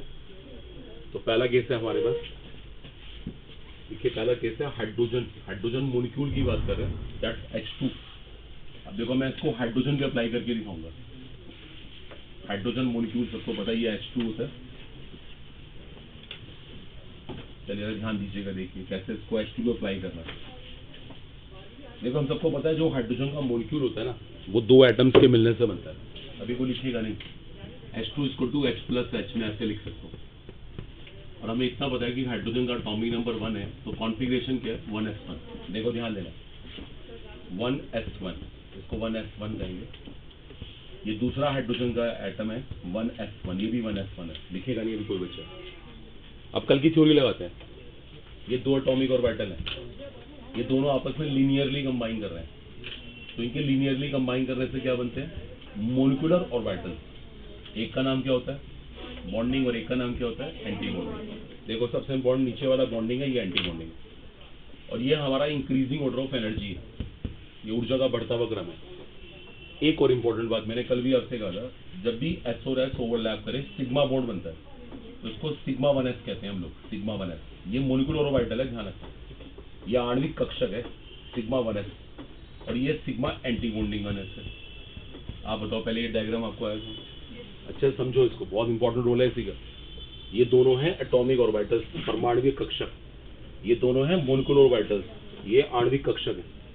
इसका नाम है सिग्मा 1s, इसका नाम है सिग्मा एंटी बॉन्डिंग 1s। ठीक है जी, और ये इंक्रीजिंग ऑर्डर ऑफ एनर्जी है। मैंने कल भी कहा था कि बॉन्डिंग एनर्जी एंटी बॉन्डिंग से कम होती है, ये हमने कल सीखा था। देखो अब हम क्या करेंगे, इनमें इलेक्ट्रॉन को भरेंगे, फिल करेंगे। कितने इलेक्ट्रॉन भरने हैं, एक और एक, दो के भरने की शुरुआत होगी, यहाँ पे एक इलेक्ट्रॉन आएगा। अंडरस्टूड है, दूसरा भी यहीं आएगा और कहीं आ ही नहीं सकता। लीजिए यहाँ पे 2 के 2 इलेक्ट्रॉन हो गए, खाली रह गया, इसको जीरो करना, जीरो कर दो, मर्जी है। अब देखो मैं आपको सब चीजों के आंसर दूंगा। किसी ने पूछा इसका मोलिकुलर कॉन्फ़िगरेशन क्या है, इसका आणविक विन्यास क्या है, पहले हम इसको लिखेंगे, बाद में इसको एनर्जी के इंक्रीजिंग ऑर्डर में लिखेंगे, ऊर्जा के बढ़ते हुए क्रम में। चांस की बात है खाली पड़ा हुआ है, तो इसको लिखने की कोई जरूरत नहीं है, ये आ गया molecular configuration, just sigma 1s2। दूसरी बात पता लगाते हैं इसका मैग्नेटिक बिहेवियर कैसा है। इसके सब इलेक्ट्रॉन्स पेयर्ड है, नेचुरली कौन आ गया, डायमैग्नेटिक। हमें कहना पड़ेगा इसको डायमैग्नेटिक मॉलिक्यूल है ये। और तीसरी बात, अगर इसका बॉन्ड ऑर्डर निकालें, half into Nb minus Na, bonding minus anti bonding. Bonding इसके हम 2 हैं, एंटी बॉन्डिंग एक भी नहीं है। देखो आपके सामने इसका बॉन्ड ऑर्डर कितना आ रहा है 1। देखो हमने हर बात का आंसर निकाल दिया, मोलिकुलर कॉन्फ़िगरेशन पता लगा लिया, मैग्नेटिक बिहेवियर पता लगा लिया, बॉन्ड ऑर्डर पता लगा लिया। ठीक है, अब सुनना, नोट मत करना। अभी एक बात देखो बहुत इंटरेस्टिंग है, किसी ने अगर पूछ लिया कंपटीशन में, लाइक H2+ के बारे में बताओ। अब H2+ आ गया, चांस की बात है। अब देखो हम H2+ में क्या करेंगे, एक इलेक्ट्रॉन निकालेंगे। आपको पता है ये खाली पड़ा हुआ है, यहाँ से को मतलब निकालने का ही नहीं, यहीं से निकलेगा इलेक्ट्रॉन। जैसे ही एक इलेक्ट्रॉन यहाँ से गया, कॉन्फ़िगरेशन क्या गया, सिग्मा 1s1। कॉन्फ़िगरेशन आ गया सिग्मा 1s1, नोट नहीं करना अभी। एक और बात, ये पैरामैग्नेटिक हो गया, क्योंकि एक इलेक्ट्रॉन अनपेयर्ड रह गया, है ना, पैरामैग्नेटिक। और बॉन्ड ऑर्डर पता कितना आया, हाफ इंटू 1 - 0, कितना हो गया 0.5। कोई दिक्कत नहीं है, चला उड़े। ऐसे अगर केस आ गया H2 नेगेटिव। अब H2 नेगेटिव की बात करते हैं। बताओ नेगेटिव का मतलब एक इलेक्ट्रॉन बाहर से कहाँ आएगा, कहाँ आएगा, वो यहाँ आएगा, क्योंकि ये तो पूरा भरा हुआ है, यहाँ पे इलेक्ट्रॉन और नहीं आ सकते, यहाँ आएगा। क्या बन जाएगा configuration, sigma 1s2, sigma anti bonding 1s1। Paramagnetic ये भी होगा, इलेक्ट्रॉन अनपेयर्ड आएंगे। अब बॉन्ड ऑर्डर कितना आएगा, half into bonding minus anti bonding, कितना आंसर आ गया 0.5। देखो हमने तीनों का आंसर निकाल दिया, बात ना करिए वो बच्चे। बोलो क्लियर हुआ सबको? ऐसे H2 प्लस H2 माइनस को भी कंपटीशन में आ सकता है। अभी को लिखिएगा नहीं। किसी ने अगर एक क्वेश्चन पूछा इन तीनों में से मोस्ट स्टेबल कौन है, सबसे अधिक स्थायी कौन है, पता लगा लेते। सही बात है, जितना बॉन्ड ऑर्डर ज्यादा है ना उतनी स्ट्रेंथ ज्यादा है, उतनी शक्ति ज्यादा है। H2 यहाँ पे मोस्ट स्टेबल है। देखो H2 यहाँ पे मोस्ट स्टेबल है, उसका बॉन्ड ऑर्डर 1 आ रहा है। अब बात होगी H2 प्लस और H2 माइनस। देखो बच्चों चांस की बात, दोनों का बॉन्ड ऑर्डर कैसा आ रहा है, सेम आ रहा है। अब क्या करें? देखो एक बात का फर्क है, इसके पास कोई भी एंटी बॉन्डिंग इलेक्ट्रॉन नहीं है, लेकिन इसके पास है। आप एंटी बॉन्डिंग समझते हैं? जो बॉन्ड को तोड़ने की कोशिश करता है, जो बॉन्ड के अगेंस्ट है, जो बॉन्ड के विरुद्ध है। देखो ये एंटी बॉन्डिंग इलेक्ट्रॉन है। एंटी बॉन्डिंग आने से मॉलिक्यूल को नुकसान होता है। इसका मतलब कौन फायदे में है? H2 प्लस, क्योंकि उसके पास एक भी एंटी बॉन्डिंग इलेक्ट्रॉन नहीं है। तो H2 के बाद H2 प्लस और उसके बाद क्या आएगा H2 माइनस। इसे बोलते हैं डिक्रीजिंग ऑर्डर ऑफ स्ट्रेंथ। ये बहुत इंपॉर्टेंट है, ये कंपटीशन फेवरेट है। बात किसी को नहीं करनी, कुछ लोग बोल रहे हैं लगातार। गर्ल्स नोट करिए इसको फटाफट, अभी यहाँ से बात किसी को नहीं करनी, लिखिएगा। ये सारे क्वेश्चन आने चाहिए, बहुत इंपॉर्टेंट आते हैं, मोस्ट इंपॉर्टेंट है।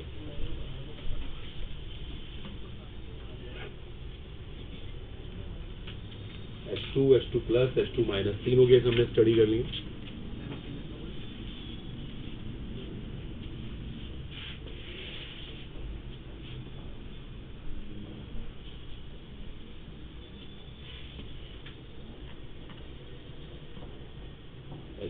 H2 प्लस और H2 माइनस तीनों केस हमारे कवर हो गए। एक ही डायग्राम बनाना है हमें और तीनों चीजें एक साथ कवर हो जाएंगी। हम ये भी पता लगा सकते हैं इन तीनों में से मोस्ट स्टेबल कौन है, ये भी पता लग गया। इसका बॉन्ड ऑर्डर कितना आ रहा है, सब चीजें देख ली। देखो सब आपको आए। और जब भी किसी का बॉन्ड ऑर्डर प्लस में आएगा ना, पॉजिटिव आएगा, तो वो एग्जिस्ट करेगा, वो एग्जिस्ट करेगा।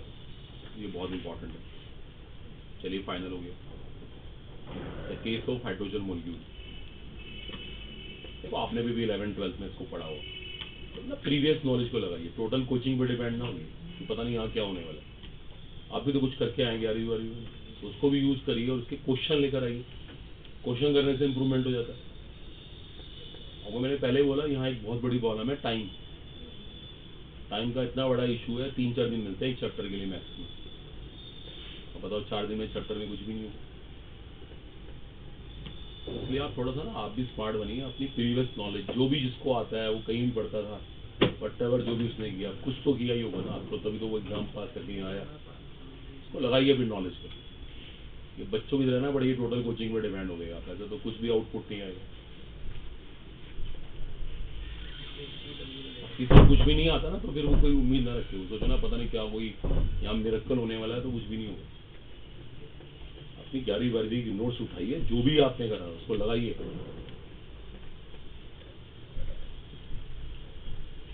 बहुत मुश्किल हो जाएगा। आप ऑर्गेनिक कैसे करेंगे? आप तो बिल्कुल ही नहीं, स्टैंड ही नहीं कर पाएंगे। तो मजाक नहीं है, कोई भी कंपटीशन की तैयारी ऐसे नहीं होती कि 12वीं पास करने के बाद सोच रहे हैं आप। आज का प्लान तो बहुत डिफरेंट, 9 क्लास से लगना पड़ता है, उसके अकॉर्डिंग वही माइंड सेटअप बनाना पड़ता है। आप तो सोचे 12वीं पास कर लूँ, फिर मैं सोचूंगा ड्रॉप करूंगा, मैं ये करूंगा, वो जिंदगी में बहुत पीछे रह गए, वो बहुत पीछे ध्यान रखना, तो कभी भी सिलेक्ट नहीं पाएगा, ये प्रॉब्लम आएगी। अब बात ना करिए बॉयज।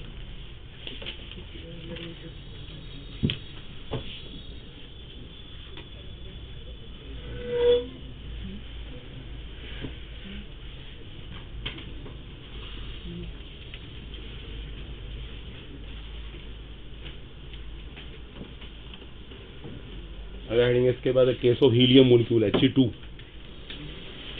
अब देखो यही चीज हम हीलियम पे अप्लाई करेंगे। ये 2 एटम के मिलने से बनता है हीलियम प्लस हीलियम।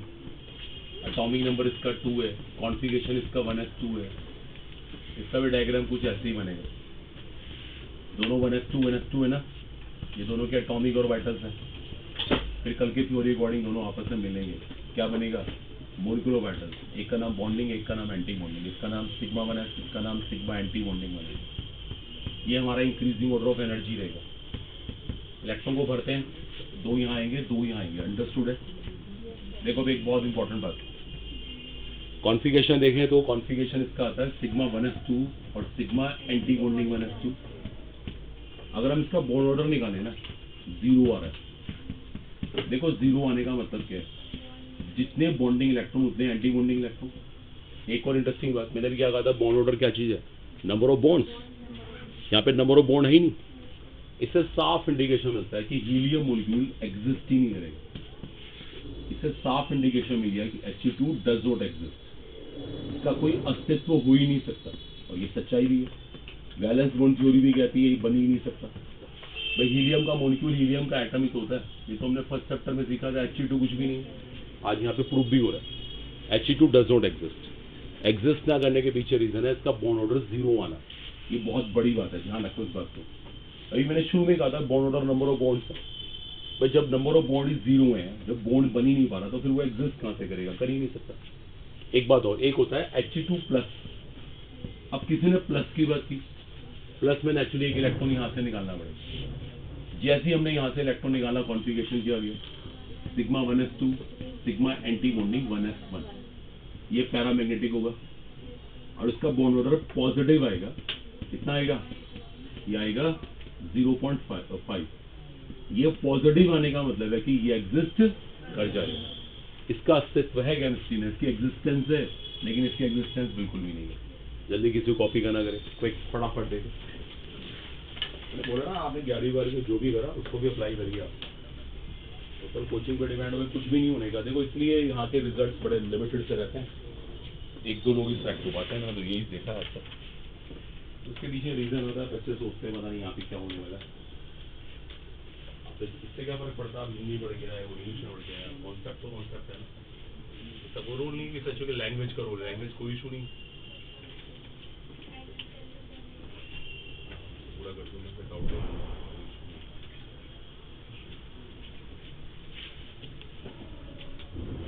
वही अपने 11th क्लास के नोट्स उठाओ। अच्छा मैं डजन मैटर हिंदी में भी है, कुछ नहीं फर्क पड़ता।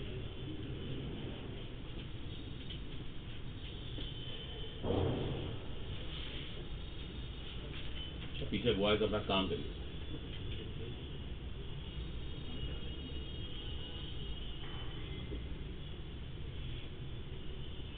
He2 एग्जिस्ट ना करना और He2 प्लस एग्जिस्ट करना, ये प्रूव्ड है, साफ दिख रहा है यहाँ से।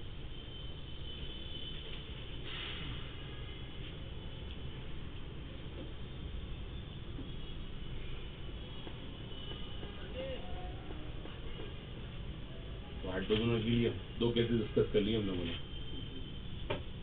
बात करेंगे लिथियम मॉलिक्यूल। ठीक है ना? फाइन है।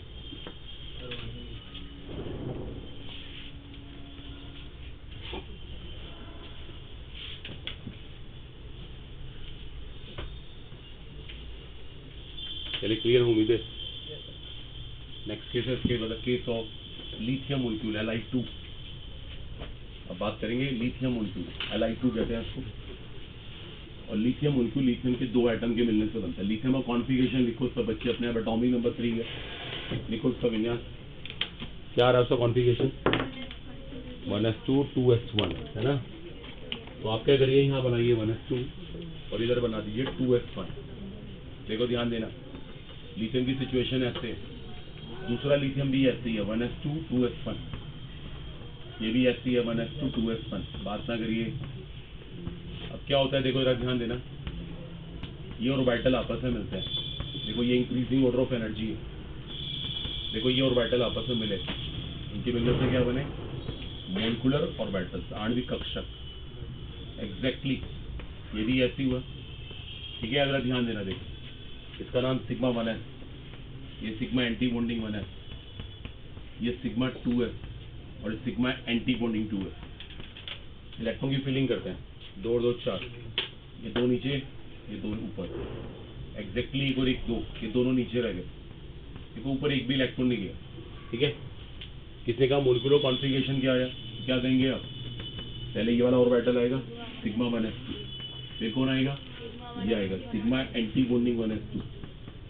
उसके बाद ये वाला ऑर्बिटल आएगा सिग्मा 2s2, देखो ये आ गया इसका मोलिकुलर कॉन्फ़िगरेशन, आणविक विन्यास। इलेक्ट्रॉन सारे के सारे पेयर्ड है, पेयर्ड युग्मित, बोलेंगे डायमैग्नेटिक। ये मोलिक्यूल कैसा होता है? डायमैग्नेटिक। आई बात सबको समझ? अब बॉन्ड ऑर्डर कितना आएगा? Half into bonding minus anti bonding. कितनी बॉन्डिंग है पता? बॉन्डिंग कितने हैं? 2 ही है या 2 ही है? 4 बॉन्डिंग है, एंटी बॉन्डिंग 2 ही है। तो इसका बॉन्ड ऑर्डर कितना आ रहा है? 1। देखो आपके सामने, बोलो क्लियर हो गया?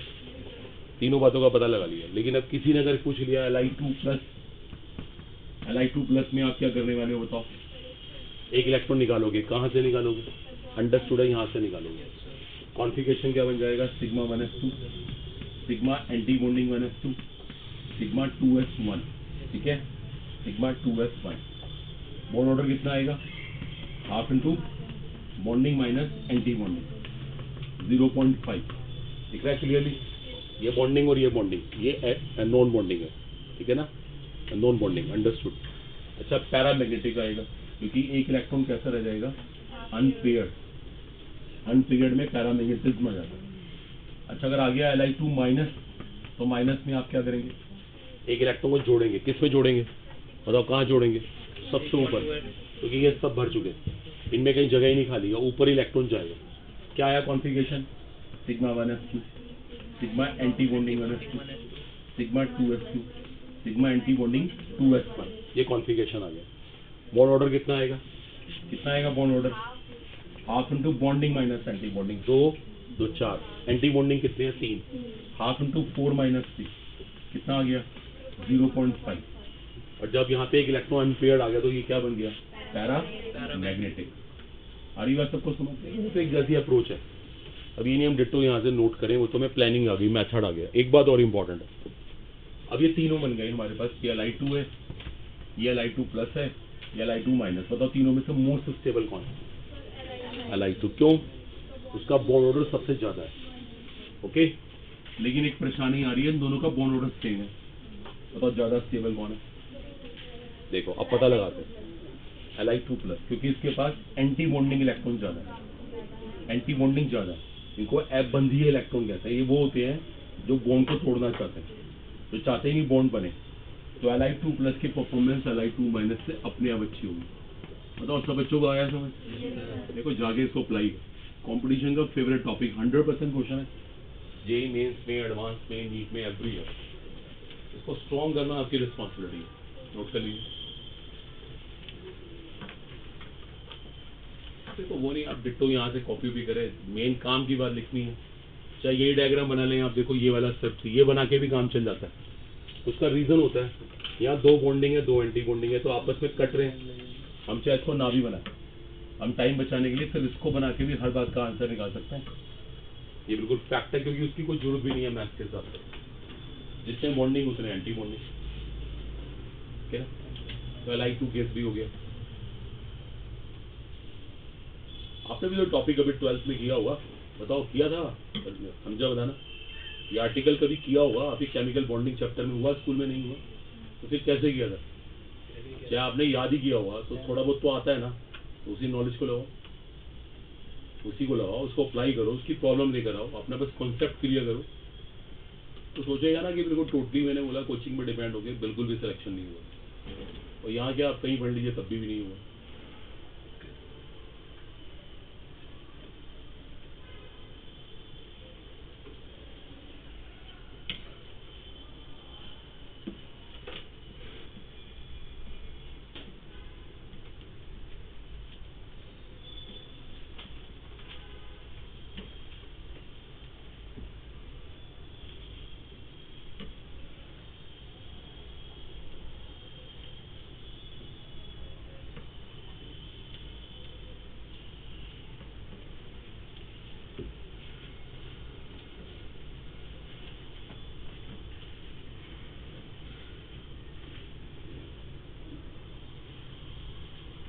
अब इससे कॉपी के लिए नेक्स्ट ट्राई करिए बेरिलियम मोलिक्यूल, जिसको ये आ गया ना, बनाकर देखो Be2।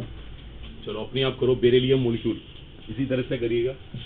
चलिए ट्राई करिए फटाफट, बेरिलियम Be2 करना स्टार्ट। जल्दी से इसको नोट करके बहुत शॉर्ट में लिखो, बहुत शॉर्ट में, काम की बात। और फिर बेरिलियम मोलिक्यूल फोकस करो। बेरिलियम का एटॉमिक नंबर 4 है। बेरिलियम का एटॉमिक नंबर 4 है, इसका क्रमांक 4 होता है।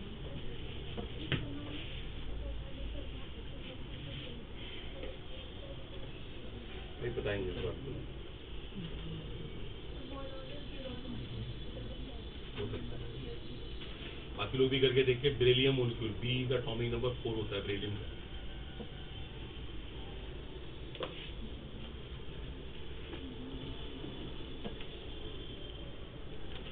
चलिए करिए जल्दी से फटाफट। वाइस भी करें स्टार्ट। बेरिलियम मॉलिक्यूल Be2, ये 2 नीचे बनाइए। करिए स्टार्ट अपने आप। इसका डायग्राम बना के जैसा भी लगे आपको, मुझे बेरिलियम का बॉन्ड ऑर्डर निकाल के दिखाओ। एटॉमिक नंबर 4 ऐसा कॉन्फ़िगरेशन 1s to 2s2 है। 1s 1s से कंबाइन करेगा, 2s 2s से कंबाइन करेगा। अभी आपने डायग्राम देखा ही है, तो बनाओ फटाफट जल्दी। बेरिलियम मॉलिक्यूल इसको बॉय बताए कितना आ रहा है बॉन्ड ऑर्डर बॉय साइड? 0 आया। बताओ कितने बॉन्डिंग इलेक्ट्रॉन आए? 4। और एंटी बॉन्डिंग कितने हैं? वो भी 4 ही है। सही कह रहे हैं, इज राइट। देखो सही कह रहे हैं बिल्कुल। देखो मैं इसके डायग्राम में कर देता हूँ। बेरिलियम का एटॉमिक नंबर 4 है ना, what's the configuration? 1s2 2s2। देखो इसी में इलेक्ट्रॉन भर लेते हैं यहीं पर एग्जैक्टली। ये भी 2s2। क्लियर हो गया सबको? दोनों 2s2 2s2 है। इसको हटा दिया हमने। बेरिलियम मॉलिक्यूल देखो बॉन्डिंग कितने हैं, चेक करिए बॉन्डिंग कितने हैं, ये है। और एंटी बॉन्डिंग कितने हैं, वो भी है। चांस के बाद दोनों 4 है। जितने बॉन्डिंग उतने एंटी बॉन्डिंग। देखो वैल्यू कितनी आ रही है? 0। इसका मतलब क्या हुआ कि बेरिलियम का मॉलिक्यूल होगा ही नहीं कभी भी। Be2 होता ही नहीं केमिस्ट्री में। Is it clear? ये थ्योरी बता रही है कि बेरिलियम का मॉलिक्यूल ही नहीं होता। अच्छा क्या Be2 प्लस होता होगा? Be2 प्लस होगा, कैसे पता लगा? हाँ, एक इलेक्ट्रॉन यहाँ से निकाला, एक जाते ही वैल्यू 3 रह गई, बॉन्ड ऑर्डर कैसा आ गया? प्लस में आ गया। ये होता है। देखो ये एग्जिस्ट करेगा लेकिन Be2 एग्जिस्ट नहीं करेगा, ये डिसाइड हो गया। अब सब बच्चों को आ गया समझ? ठीक है ना? कैसे इसको अप्लाई कर रहे हैं?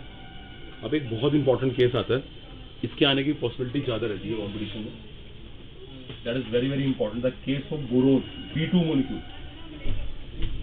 नेक्स्ट केस है Be2 बोरोन की बात करेंगे। देखो बोरोन मॉलिक्यूल 2 बोरोन एटम्स के मिलने से बनता है। इसका एटॉमिक नंबर 5 है और कॉन्फ़िगरेशन क्या है इसका? 1s2 2s2 2p1। कौन बॉय लगातार बोल रहा है? कौन लड़का है ये?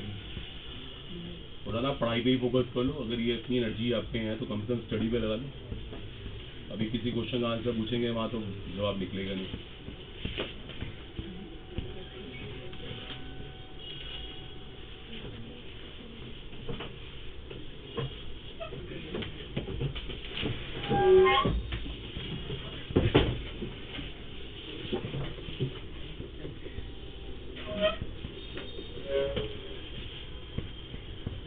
कि मैंने इसका एटॉमिक ऑर्बिटल बना दी। अब प्रिंसिपली 1s को 1s से मिलना, एक बनेगा बॉन्डिंग और एक बनेगा non bonding. Exactly 2s 2s से मिलेगा, एक बॉन्डिंग और एक नॉन बॉन्डिंग। इसका नाम सिग्मा 1s, इसका नाम सिग्मा एंटी बॉन्डिंग 1s, इसका नाम सिग्मा 2s और ये सिग्मा एंटी बॉन्डिंग 2s। देखो पहले यहीं तक कर लेते हैं, इलेक्ट्रॉन को फिल भी कर लेते हैं। 2 यहाँ आए, 2 यहाँ आए, 2 यहाँ आएंगे और 2 यहाँ आएंगे। देखो ये तो पूरा पैक हो गया। अब देखो इसके बाद एक बड़ी इंपॉर्टेंट चीज शुरू होती है। अब पी की बात करते हैं। देखो अगर आप ध्यान देना, ये सबसे मेन चीज होगी। अब समय मैंने बोला इसको अच्छा बनाओ भी ना, अच्छा वो रोल नहीं है।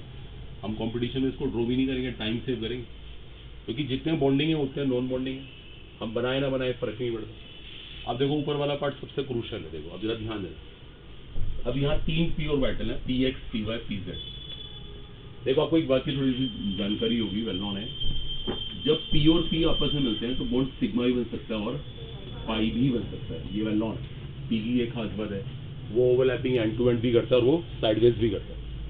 एक बात ध्यान रखना, देखो जिस टॉपिक को हम पढ़ रहे हैं ना, इस टॉपिक में इसको जेड एक्सेस माना जाता है।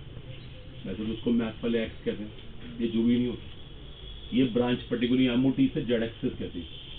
इसका मतलब अगर हमारा ऐसा ऑर्बिटल आया तो हम इसको पी जेड कहेंगे, ध्यान रखना।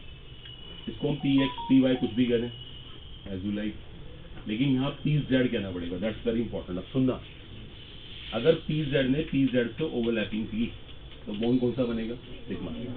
पी एक्स ने पी एक्स से की तो बॉन्ड कौन सा बनेगा, फाइव। और पी वाई से कौन सा बनेगा, फाइव। ये वेल नोन है। अच्छा, इनमें से कौन सा बॉन्ड स्ट्रॉन्गर होता है, सिग्मा। लेकिन यहाँ पर ना सुनो ध्यान से, एक बहुत सरप्राइज बात है। यहाँ पे जो सिग्मा होता है ना, वैसे उसकी जब वो बॉन्ड स्ट्रॉन्ग है तो उसकी एनर्जी कम होनी चाहिए। जब वो बॉन्ड स्ट्रॉन्ग है तो उसकी एनर्जी कम होनी चाहिए। लेकिन यहाँ पे ना एक बहुत अजीब बात है, सरप्राइज बात है, सिग्मा की एनर्जी ज्यादा होती है। देखो स्टूडेंट, आप ध्यान दो, मैं क्या कह रहा हूँ। इसको रूल के हिसाब से नीचे बनना चाहिए था, सिग्मा 2pz को नीचे होना चाहिए इन दोनों के रिस्पेक्ट में। लेकिन सरप्राइज बात है, सिग्मा ऊपर बनता है और पाई 2px और पाई 2py नीचे बनते हैं। देखो इस पर डिस्कशन होगा, बहुत डिटेल में आएगा ऐसा क्यों हुआ है। दोबारा सुन लो, सिग्मा बॉन्ड पाई से स्ट्रॉन्ग है। रूल के अकॉर्डिंग सिग्मा को नीचे बनना चाहिए। देखो ये बॉक्स नीचे होता है, दोनों ऊपर होते हैं। इस ऑर्बिटल को नीचे होना था, लेकिन सरप्राइजिंगली ऑर्बिटल ऊपर बनाया जा रहा है। सिग्मा की ज्यादा एनर्जी दिखा रहा हूँ और एंटी बॉन्डिंग यहाँ बनाऊंगा। देखो ये एंटी बॉन्डिंग, ये पाई एंटी बॉन्डिंग 2px है, ये एंटी पाई एंटी बॉन्डिंग 2py है, और ये सिग्मा एंटी बॉन्डिंग 2pz है। देखो मैंने बना दिया इससे मोलिकुलर बैटल। लेकिन इस पूरे डिस्कशन में ना एक बात सबसे इंपॉर्टेंट रही है, ये चीज देखो, ये बात सबसे इंपॉर्टेंट रही है। ऐसा क्यों हुआ, क्योंकि रूल के अकॉर्डिंग सिग्मा को नीचे आना, दोनों पाई को ऊपर जाना था। अभी इसके ऊपर हम डिस्कशन करेंगे। अब मैं इलेक्ट्रॉन को भरता हूँ, एक और एक दो, एक नेचुरली यहाँ आएगा, एक यहाँ आएगा, इसे कहते हैं हंट्स रूल। एक इलेक्ट्रॉन इसको मिला, एक इसको मिला। देखो अभी इस क्वेश्चन का आंसर हम डिस्कस नहीं कर रहे, थोड़ा वेट करो, बताते हैं कि सिग्मा ऊपर क्यों आया। इसके अलावा आप कोई भी बात पूछ सकते हो। आपको मुझसे बोलता है कॉन्फ़िगरेशन बताओ, तो भाई configuration sigma 1s2, sigma anti bonding 1s2, sigma 2s2, sigma anti bonding 2s2, और देखो उसके बाद क्या आ रहा है, pi 2px1, pi 2px1 is equal to pi 2py1। ये इक्वल लगाने के पीछे रीजन है, दोनों की एनर्जी बराबर, दोनों की ऊर्जा बराबर। इसे मुझे बीच में इक्वल साइन लगाना पड़ता है। एक इलेक्ट्रॉन इसके पास है, किसके पास। अगर बॉन्ड ऑर्डर निकाले तो बॉन्डिंग कितने हैं, दो ये और दो ये 6, और एंटी बॉन्डिंग यहाँ पे 4 है। आप चेक कर लीजिए तो 1 आ रहा है।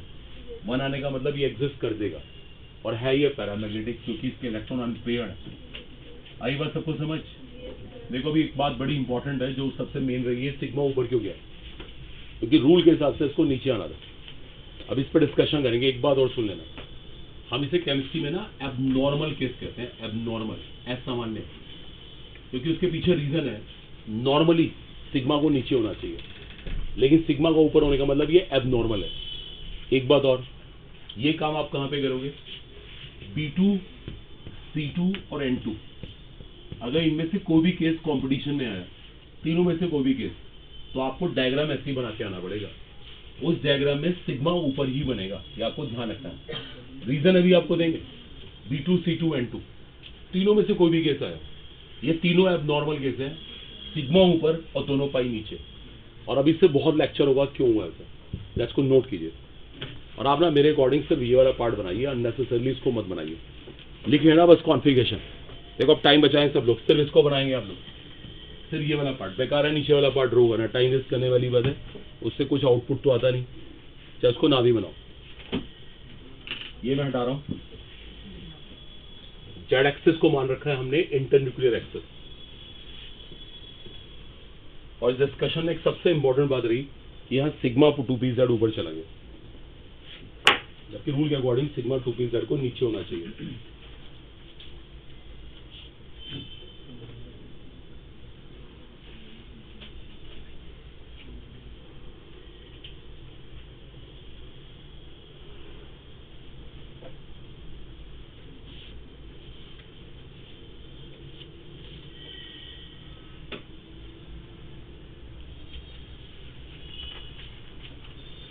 पाई 2px और पाई 2py दोनों के एक इलेक्ट्रॉन मिल गया।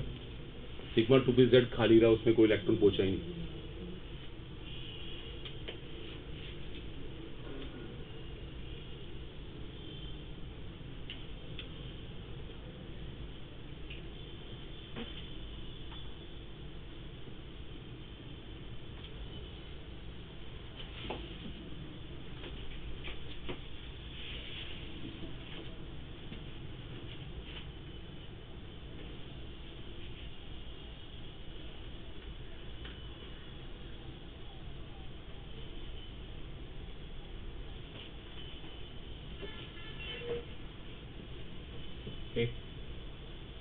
केस ऑफ B2 और B2 C2 N2 तीनों में से कोई भी केस है तो आपको कंपटीशन में ये वाला डायग्राम बनाना है, ये वाला एमओ डायग्राम।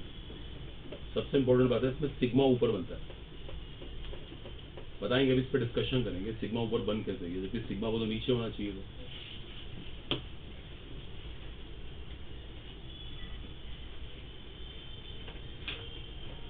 ठीक है, सब पी वाला पार्ट बनाइए, टाइम नहीं वेस्ट करना है कि पूरा ड्रॉ कर रहे हैं, उससे कोई फायदा नहीं होने वाला। चलो उम्मीद है सबने बना लिया, इसको अब नहीं कर रहे हैं, ऐसे ही रहेगा। देखो क्या बाद में नोट कर लेना। अब जरा सुनो ध्यान से, देखो अब मैं O2 का बना के दिखाता हूँ। O2 F2 का एक ही पैटर्न है। अब देखो मैं इसको बना के दिखाऊंगा, सब ध्यान देना। मैं सिर्फ पी वाला पार्ट बनाऊंगा। बताओ ऑक्सीजन का एटॉमिक नंबर 8 कॉन्फ़िगरेशन बताओ। 1s2 2s2 2p4। जैसे मैंने कहा ना पी वाला पार्ट बनाऊंगा, उसकी कोई जरूरत नहीं है, लो पी वाला पार्ट बना लो। आगे बात सबको समझ। एक बार देखो और है, ध्यान देना। देखो दोनों केस नॉर्मल केस है। क्या कहते हैं इनको?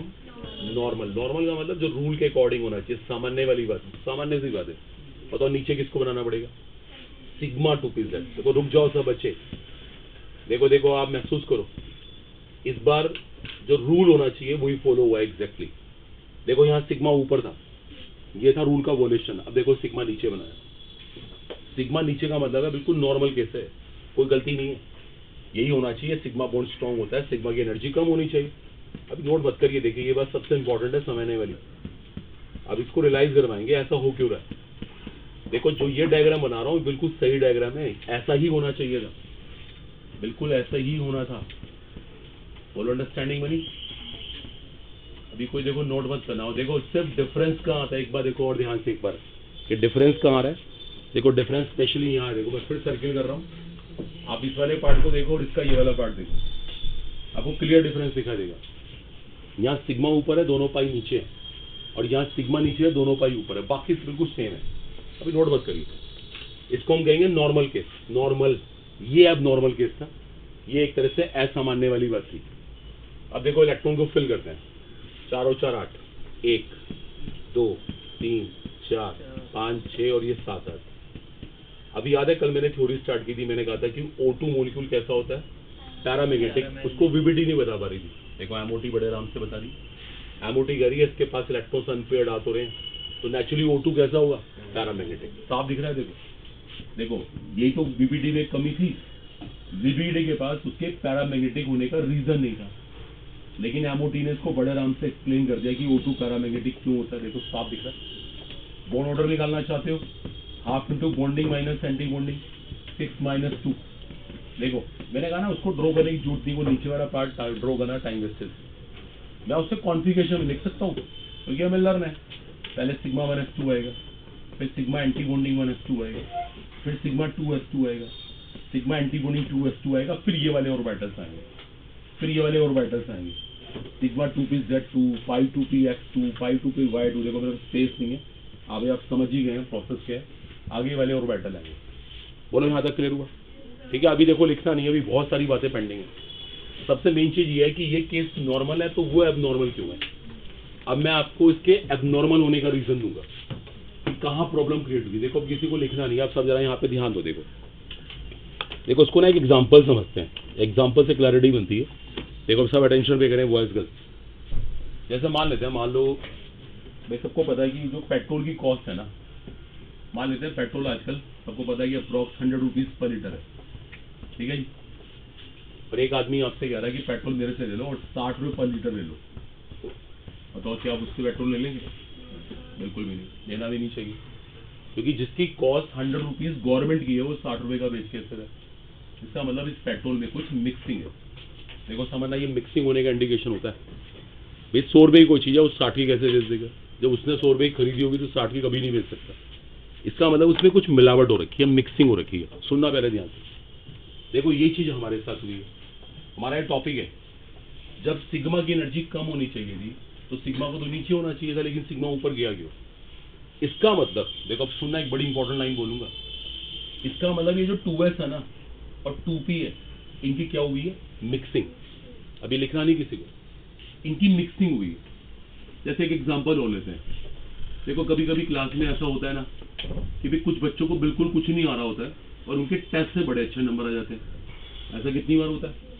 अभी आपका टेस्ट ले लेते हैं, तो पता लगा कुछ बच्चों को जिनको कुछ भी नहीं आ रहा उनके बड़े अच्छे नंबर आए, क्योंकि वो क्या करते हैं, चीटिंग करके नंबर ले आए, मिक्सिंग। वो साथ में किसी अच्छे बच्चे के बैठ गए, उन्होंने वहां से कुछ क्वेश्चन टेप लिए, तो मिक्सिंग होती है। सुनना पहले ध्यान से, ये मिक्सिंग का इंडिकेशन कि 2s और 2p की मिक्सिंग। अब सुनो ध्यान से, देखो मिक्सिंग से क्या हुआ, देखो मिक्सिंग से क्या हुआ, ध्यान देना। जब pz में s आके मिक्स हुआ, देखो सुनो, pz में s आके मिक्स हुआ, pz को नुकसान हुआ। उसका रीजन पता क्या है? pz के पास डायरेक्शनल करेक्टर ज्यादा होता है, लेकिन जब उसमें s आके मिलेगा तो pz को लॉस होगा। देखो इसको फिर दोबारा एग्जांपल समझते हैं। एक बच्चा जिसको बिल्कुल कुछ नहीं आता था, उसके टेस्ट में अच्छे नंबर आ रहे हैं, वो अच्छे बच्चे के साथ बैठ गया। जब वो अच्छे बच्चे के साथ बैठता है तो उसको फायदा होता है, क्योंकि वो चीटिंग कर रहा है, लेकिन अच्छे बच्चे का माइंड डाइवर्ट होता है। पता लगा अच्छे बच्चे के मार्क्स कम रह गए। यही चीज यहां पर भी pz को लॉस हो गया। देखो आप, pz को s मिलते ही नुकसान हो गया। अब सुनो, px में s आके मिला, और जब py में s आके मिला, उनको क्या हुआ? उनको फायदा हो गया। देखो सुनो, चीटिंग से उनको फायदा हो गया, मिक्स करने से उनको फायदा हो गया, लेकिन जो अच्छा था, जिसको रियली स्ट्रॉन्ग बॉन्डिंग करनी थी, उसको नुकसान हो गया। देखो वो चीज यहां पर हुई, सिग्मा ऊपर चला गया और पाई नीचे रह गया। आ रहा है कुछ समझ? ये मिक्सिंग की वजह से हुआ। अभी आपको पता है, जब 4-5 साल पहले कोरोना आया था ना इंडिया में, तो बोर्ड एग्जाम ही नहीं हुए थे। बोर्ड के कोई एग्जाम नहीं हुए, 10th-12th का कोई बोर्ड एग्जाम नहीं हुआ। गवर्नमेंट ने ऐसे ही पास कर दिया, हाई स्कूल जो हाफ ईयरली वगैरह के मार्क्स थे उसके बेस पे कर दिया। अच्छा सोच के बताओ, अगर एग्जाम नहीं हुए, बताओ किसको नुकसान हुआ? अच्छे बच्चों को, बेकार बच्चों को? अच्छे बच्चों को। वो कह रहे हैं हमारे मार्क्स के जो हम चाहते थे वो आए ही नहीं, क्योंकि भाई सब तैयारी तो बोर्ड में ही करते हैं ना। किसी ने प्री बोर्ड में तैयारी होना अच्छे से करी थी, उनके नंबर कम रह गए, और जो बच्चे आज तक पास नहीं हुए थे वो सारे के सारे पास हो गए। तो कहने का मतलब क्या हुआ? अच्छे को नुकसान और बेकार को फायदा। वही चीज यहाँ पे हो रही है। देखो बेकार को फायदा हो गया क्योंकि उसमें एस आके मिला, उसमें हल्का सा सिग्मा वाला कैरेक्टर आ गया, और जिसको अच्छी बॉन्डिंग करनी थी उसको नुकसान हुआ। देखो सुन लो आप, अगर मुझसे कोई क्वेश्चन पूछेगा ना ये चीज ऐसे क्यों बन रही है, तो उसका आंसर ऊपर लिखा हुआ है, 2s और 2p की मिक्सिंग हुई है। यहाँ पे कहीं ना कहीं 2s और 2p की मिक्सिंग, ये मिक्सिंग होने का इंडिकेशन होता है। बोलो फाइनल हुआ? देखो जैसे अभी आपको याद हो, जब लास्ट ईयर नीट एग्जाम हुआ था, नीट एग्जाम में बहुत सारी कमियां निकल के आई। जैसे पहली बात तो कुछ लोगों के मार्क्स ऐसे आ गए 719, 718। यहाँ से पता लगा लोगों को कुछ गड़बड़ हुई है। जब नीट ने रिजल्ट डिक्लेयर किया ना, तो नीट में बच्चों के मार्क्स ऐसे आ रहे थे। अब इतने मार्क्स तो किसी भी कैलकुलेशन से नहीं आ सकते, तो भाई इसका मतलब है कुछ गड़बड़ हुई। फिर नीट ने ओपन करा, हमने ग्रेस मार्क्स दिए, तो ऐसे खुलते खुलते पूरा केस ओपन हुआ, तो पता लगा था कहीं ना कहीं चीटिंग हुई है, सबको मालूम था। वो अलग बात है, उसको कोर्ट ने नहीं माना, अलग बात है, एग्जाम नहीं कराया। तो ऐसे यहाँ पर होता है, जब चीजें एबनॉर्मल निकल के आए, असामान्य निकल के आए, इसका मतलब कुछ मिक्सिंग है। मिक्सिंग होने का इंडिकेशन, जैसे मान लेते हैं एक मोबाइल फोन है कंपनी का, और वो मार्केट में एक्चुअल में 30,000 रुपये का, मेरे को जो नया फोन है, और कोई आपको भी कह रहा है कि मुझसे 3,000 का ले लो, तो बिल्कुल भी उसकी बात पे ट्रस्ट नहीं करना चाहिए। इसका मतलब कुछ गड़बड़ है, चोरी का हो सकता है, उसके पास बिल ना हो, बहुत सारे रीजन हो सकते हैं। तो ऐसे किसी पे ट्रस्ट नहीं करना चाहिए। वही बात यहाँ पर होती है, जब एनर्जी गैप, जब ऐसा उल्टा हो गया तो इसका मतलब मिक्सिंग हुई। तो इस बात को जरूर लिख सकते हो आप, मेंशन कर लो आप। और एक बात और बताऊं, मिक्सिंग कहाँ कहाँ होती है? जहाँ पे इलेक्ट्रॉन 14 या 14 से कम होते हैं, 14 या 14 से कम। देखो यहाँ पे 10 इलेक्ट्रॉन है या 12, और यहाँ पे 14। जब भी ऐसा केस आएगा वो मिक्सिंग वाला केस मिलेगा। अच्छा O2 F2 के अंदर मिक्सिंग नहीं होती, दे आर नॉर्मल, वहां पे गैप ज्यादा है। 2s और 2p में गैप ज्यादा है, वहां मिक्सिंग हुई नहीं, इसलिए सिग्मा नीचे रह गया। अब देखो अच्छे बच्चे को फायदा होगा, अब बेकार वाला ऊपर ही गया। दैट शुड बी क्लियर, अच्छे से मेंशन कर लो उसको, बहुत इंपॉर्टेंट चीज है 2s और 2p की मिक्सिंग। जो भी अब नॉर्मल केस है वहां मिक्सिंग हुई है।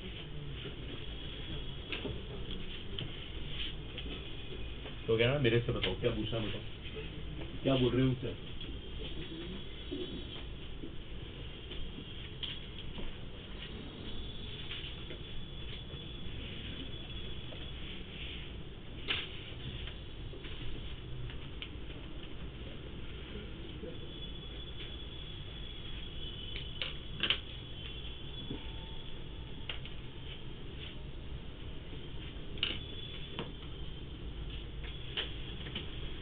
नॉर्मल केस आने के पीछे रीजन है 2s और 2p की मिक्सिंग होना।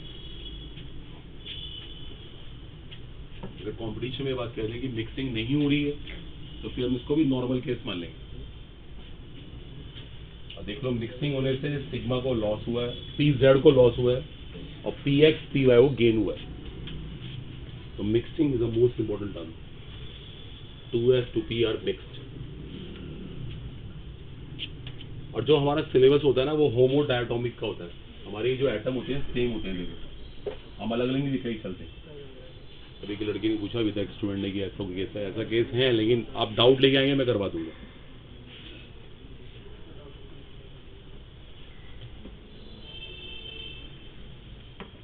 That's final.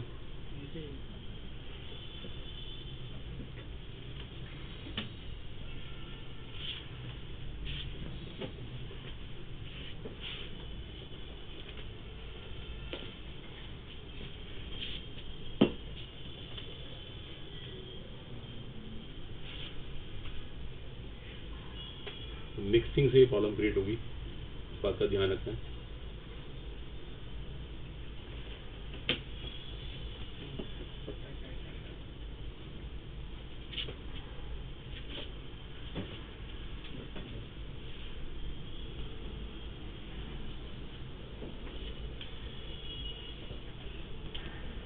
चलिए एग्री है सब। एक और देखो आपके लिए बहुत इंपॉर्टेंट चीज है।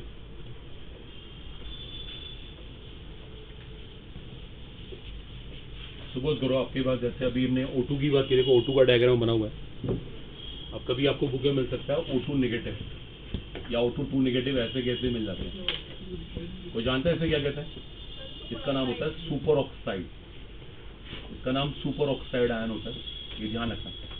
और इसे कहते हैं परऑक्साइड। इसको परऑक्साइड कहते हैं, ये नाम भी लिख लीजिए, इनकी भी जरूरत पड़ेगी। क्योंकि सीधा कोई नेम देके भी क्वेश्चन पूछ सकता है कि सुपर ऑक्साइड का बॉन्ड ऑर्डर कितना है, पर ऑक्साइड का बॉन्ड ऑर्डर कितना है, ऐसे भी हो सकता है।